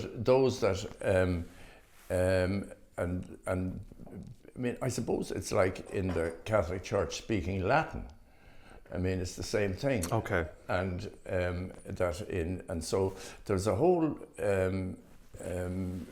very substantial section of secondary school of certainly all the best schools. Many of the best schools in Ireland are all Irish speaking. It's like Latin, that they and that's why you get the Irish names in journalism. You probably see it on you see names that you can't pronounce. Yes. Like what would be Well, a most common one that I'm sure you would have heard of is Siobhan. Yeah. You've heard of Siobhan. And spell, I mean, do you know the spelling of Siobhan? No. There's SHOB all that A-N or something. Yeah. Siobhan. Yeah. Or like, yeah, No, Siobhan. I'm not a great scholar, but I think that's the Irish for Elizabeth.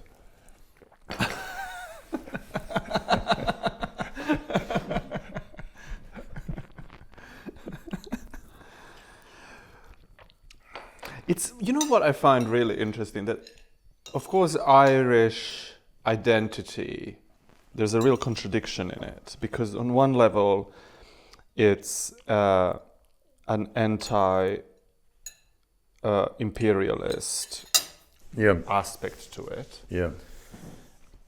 And then on the other hand, there is like a deeply conservative kind of religious aspect to it. So I wonder, where does the kind of liberal, progressive Ireland sit now? Like, on one level, you still have to kind of reject a little bit the oppressive elements of the church, and on the other hand, you need to embrace the freedom. But then, so it's really kind of a bit. Do you see what I mean? I don't kind of really, because I think you might not be right. You see, or maybe not. Yeah. Because I think.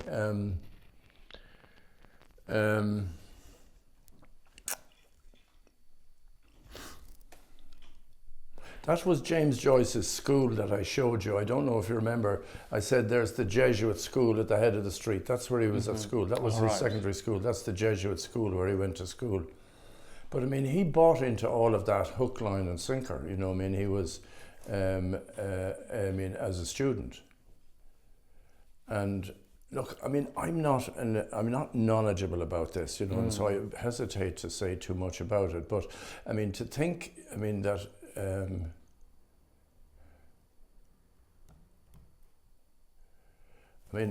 You would need to get somebody who was far more, if you wanted to make those kind of comments that you've just made, you'd need to get somebody other than me to comment on that. And I mean, because I wouldn't, because it's not my bag. And it's not something that you've been and I don't, I mean, with. and it doesn't really, I mean, you quizzed me about, you might have said, well, why did I design the church in Knock, you know, I mean, and why would I do it? And I told you in a letter that somebody had recently, or in an email or something, I said that somebody had done a panorama of the courtyard and the building and the glass roof and the crosses in the landscape behind it and the courtyard. And he sent it to me, and I was really delighted, and I said, God, that makes sense.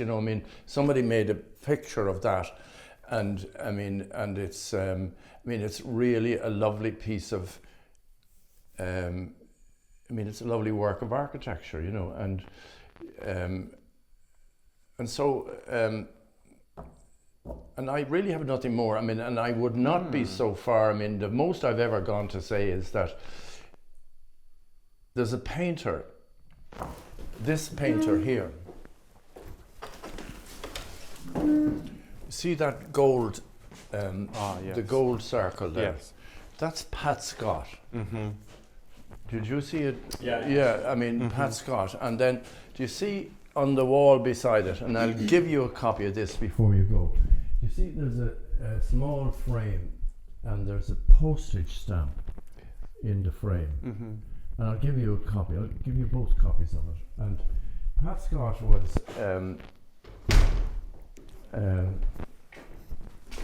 anyway, I asked Pat, I worked with Pat on the sanctuary for Knock, for the and sorry, what I'm saying is very quickly is that I let it be known, I said it in public, I condemned them in Knock they tore it out and they put in this Italian commercial mosaic kind of thing instead, and then they had a horrible phrase of what they referred to their parishioners as the ordinary 5/8. In other words, their ambition was 5/8.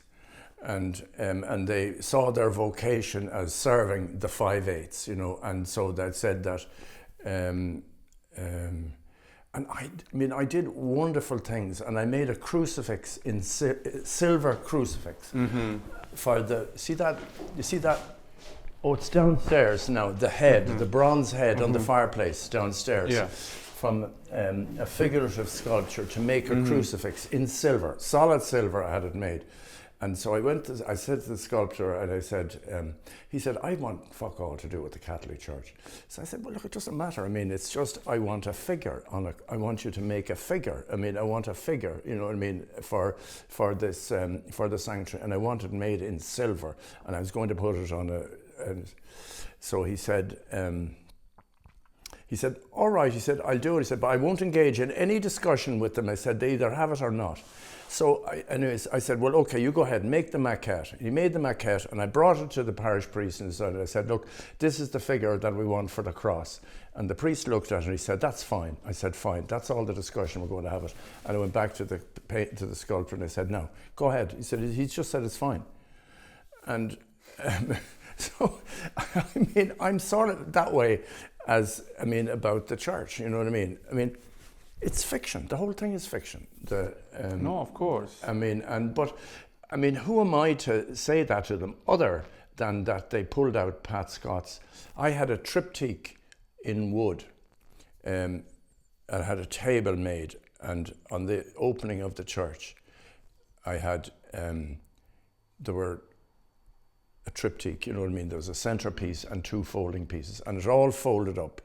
And then on the inauguration of the church, the frame, which is like that, and then I had a board, a big board like this, much bigger, than this, and I had a gold cross. Pat did the gold cross, and he did beautiful prayers in white lettering on the sanctuary and so on. I was perfectly comfortable doing all this stuff. And I had but I didn't want to. I am not responsible for anything else. I have no responsibility for it, but I have a responsibility to my client professionally. And then when they pulled it out and they put in this Italian thing, I told them so, and I said that was a travesty of a work of art. And yeah, I don't mean that you need any sort of stance or anything like that. I was just wondering about the society of. But I'm of such an age. That I have seen what has happened, and I have seen the very, very rapid. And I wouldn't give credit to. I don't know who to give credit to. They would say Mary Robinson, or or who it was, or what writers it was, I don't know. I mean, I think it was something that was in society that had been denied. And I'm not sure that, sorry, it comes on James Joyce, but anyway, there has been, I am very delighted to say that I think I live in a liberal democracy and that we have had massive changes and that our fortunes, because of our association with Europe, are a huge regret over Boris Johnson and Brexit. and Brexit Yeah, and that. And which I think, okay, that's a 20-year, 30-year problem for Britain, but in 20 years' time, or maybe in 10 years, certainly in 10 years, they'll be back in the customs union and probably looking for full access to, hopefully that Europe survives as a... Yes, if Europe survives, absolutely. That hopefully Europe, the European project survives. Yeah. That's what I think politically. Yes, and it's pretty simple that stuff. was the biggest mistake of recent times. It just didn't. It brought nothing. It brought nothing, and it took away so much. Well, it's a fraud. But what has happened in this country, it hasn't made it any easier on the subject that you're talking about of the practice of architecture. I think that, and I have clients, who, say the University of Limerick, where I did the gates for them, and they wouldn't touch design and build.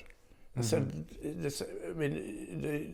they know that the plot is to displace the architect, and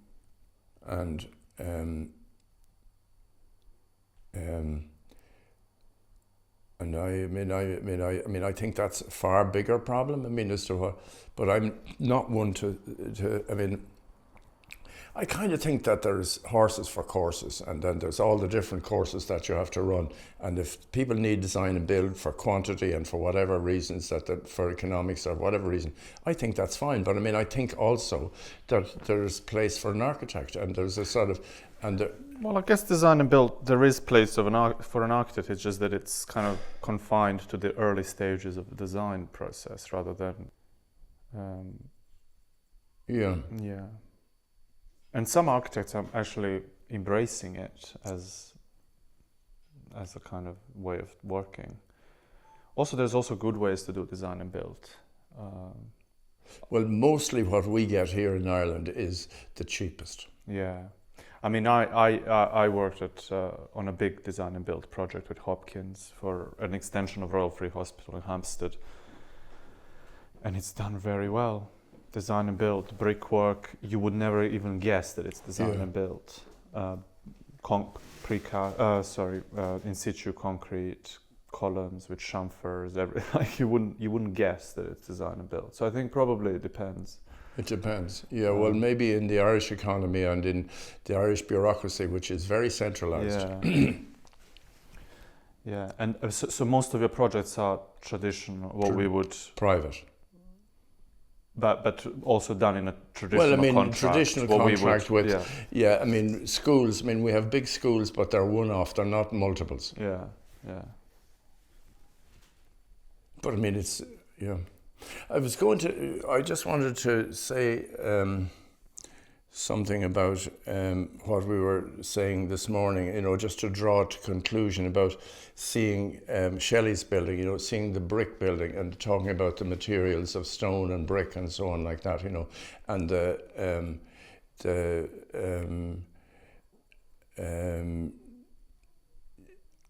we did a competition down in the docks for housing for the Docklands Development Authority, and the people that were advising them were of a view that they had a very conservative view of how the scale of which buildings should be built, and also the materials that would be used. And this site of this building was a former gasworks. And the aesthetic of the gasworks was something that Jim Sterling would have loved, which was a steel frame with brick infill. you know, panels of brick and exposed shelving or exposed. I mean, and we designed a brick building. I mean, I did 2 brick buildings in public competitions, and they both had the same outcome. One was this gasworks site, and they actually took our drawings and they hung them in a separate room. And they said, we're not having any of this. And we don't want any discussion about it. We don't want anybody even looking at these drawings, I mean, in spite of what. And, you know, they've got a sort of a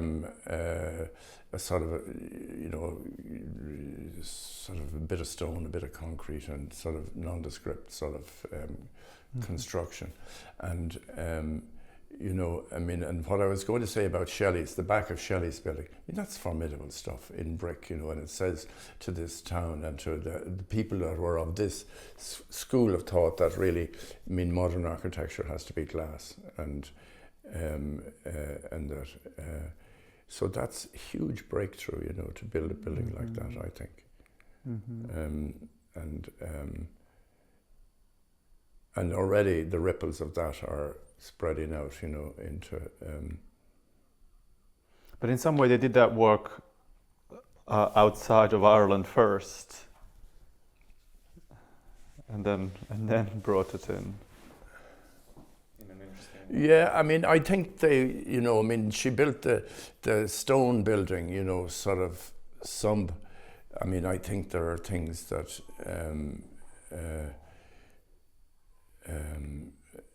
Her friend in Switzerland, Zumter. Zumter has brickwork or stonework like that in some of his buildings, you know, and that's what they were looking at. And maybe in the Cologne. Yeah. In Cologne. Yeah. Museum. And she resisted it. I mean, but she was forced into brick in. I mean, first of all, by the planning office, which is, I think, this sort of rather dodgy facade on the main street, and but the rest of it is amazing. As you say, I think it's worth looking at it in 5 years' time, because it does look very new now, and maybe it's worth seeing how it actually lands. Yeah. How does it start to kind of be part of the city? Yeah. Yeah. I mean, I think it'll fit. I mean, it'll work. You know. I mean, certainly, I think the City Council are happy with it, but I mean, they're not necessarily the people to keep it.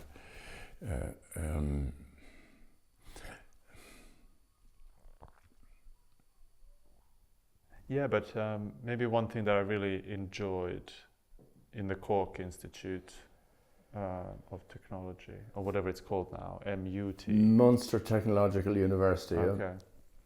Yeah, I think it was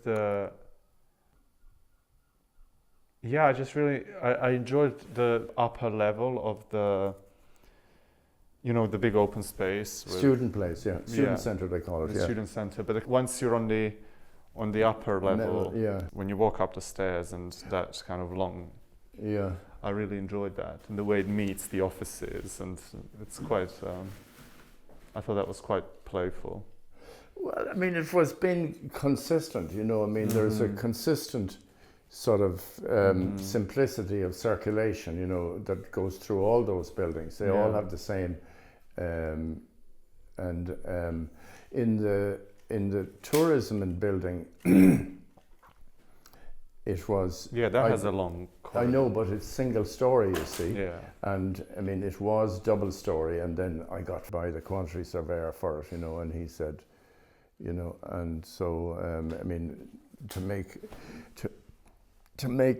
get something over the line, I took the double height out of it, and I'm not sure in the end of the day whether one has a lot of, I mean, whether one should concede to quantity surveyors, but you certainly need them on your side. Yeah. You need them you need support, and in order, I mean, and if and the quantity surveyor. I had different design teams, you know, on every single one of those buildings. Different engineers and different mechanical. And you see, the struggle was for the architectural appointment. That's where the fight was.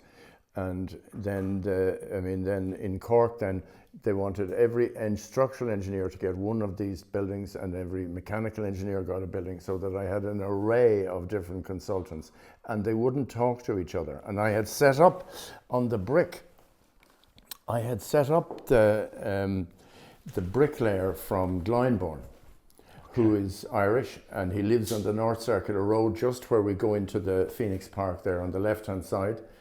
And I told him what I was trying to do with making the structural, you see those windows over there in the basement of that house where I was doing that. And I mean, those kind of gauged brick arches cost a fortune.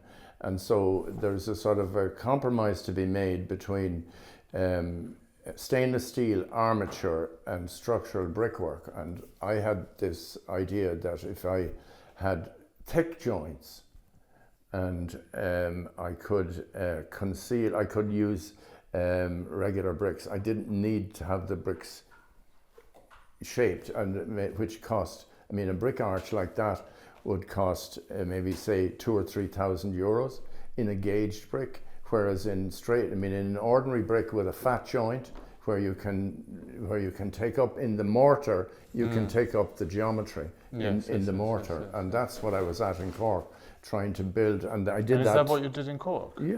Okay. And that's what I did in all those. They're all structural. And they were cut. No, at the top. At the top is easy to go to slice the top slice off the them, top, but on the side, on the perpens, you can you can. You use the regular brick. And also, I mean, I don't know if you saw the mortar on the gate posts there in the mews at the back of my house. I had white sand and white cement, and so anyway, and I had it was lime mortar. I had lime mortar, and there's lime mortar in Glyndebourne, and so I had white lime and white sand in the mortar, and anyway, it's interesting that Glyndebourne would have been also an influence. It's interesting that Glyndebourne would have also been an influence. Oh yeah. I mean, I said what I said about Glyndebourne, but I mean, I like it very much. I enjoyed it, and I think it's wonderful in this location and so on. But and the interior is. I mean, I really enjoyed the opera in the timber interior is absolutely, so beautiful. It's absolutely wonderful. I mean, wonderful building, I think. Anyway, but I found out, if you talk to brick suppliers and brick companies and stuff like that, they tell you what's what and where to go and who you can deal with. And so I found the mason from Glyndebourne, who's Irish and living on the North Circular Road. So I got him to make an arch for me in his garden. And he built a wall and he put the arch in it, and I said, how wide can we make it? And up to 1800, he said, is no problem for the span for a flat arch. But it's deep. For a flat arch, and then.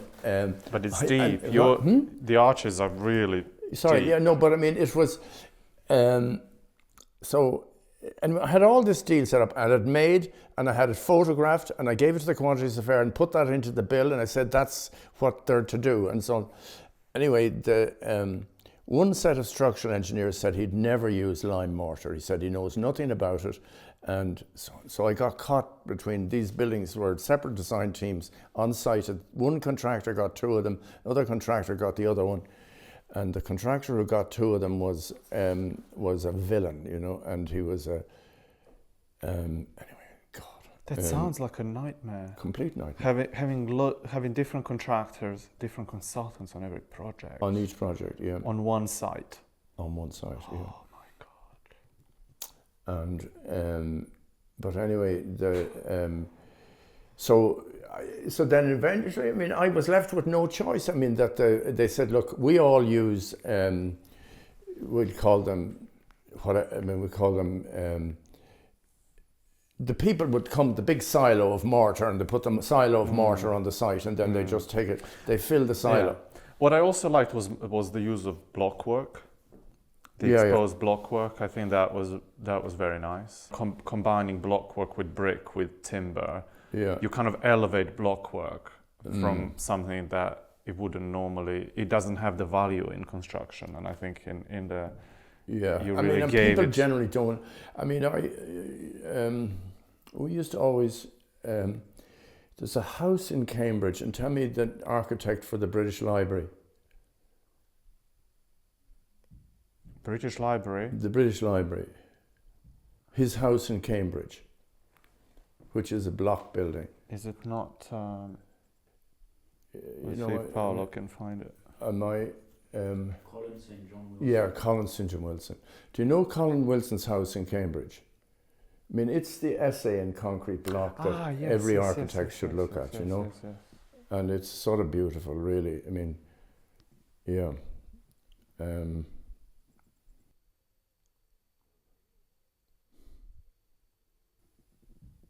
Have you used blockwork in that way on any other Well, project? the church in Firhouse is block because it was rock bottom, and it was a diaphragm block walls. Not, I mean, it's a thick wall with a void in them, and the library is a diaphragm wall. I mean, it's in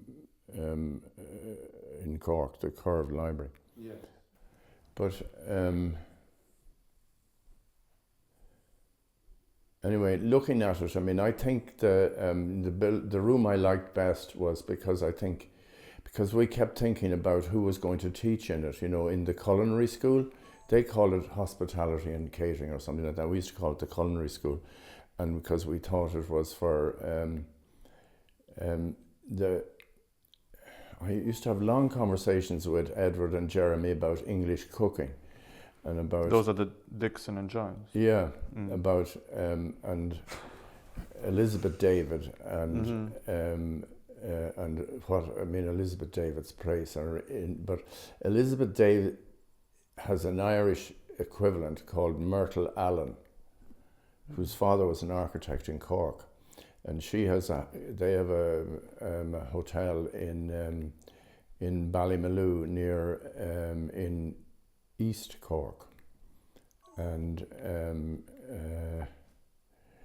Myrtle Allen is a legend, really, of culinary genius in this country, and she and her family have changed Irish cuisine.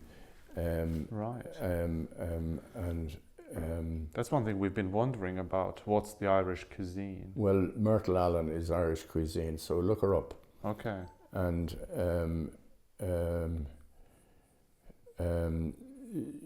it's a very interesting family, and they're connected Quaker, and they're connected Pat Scott to the painter,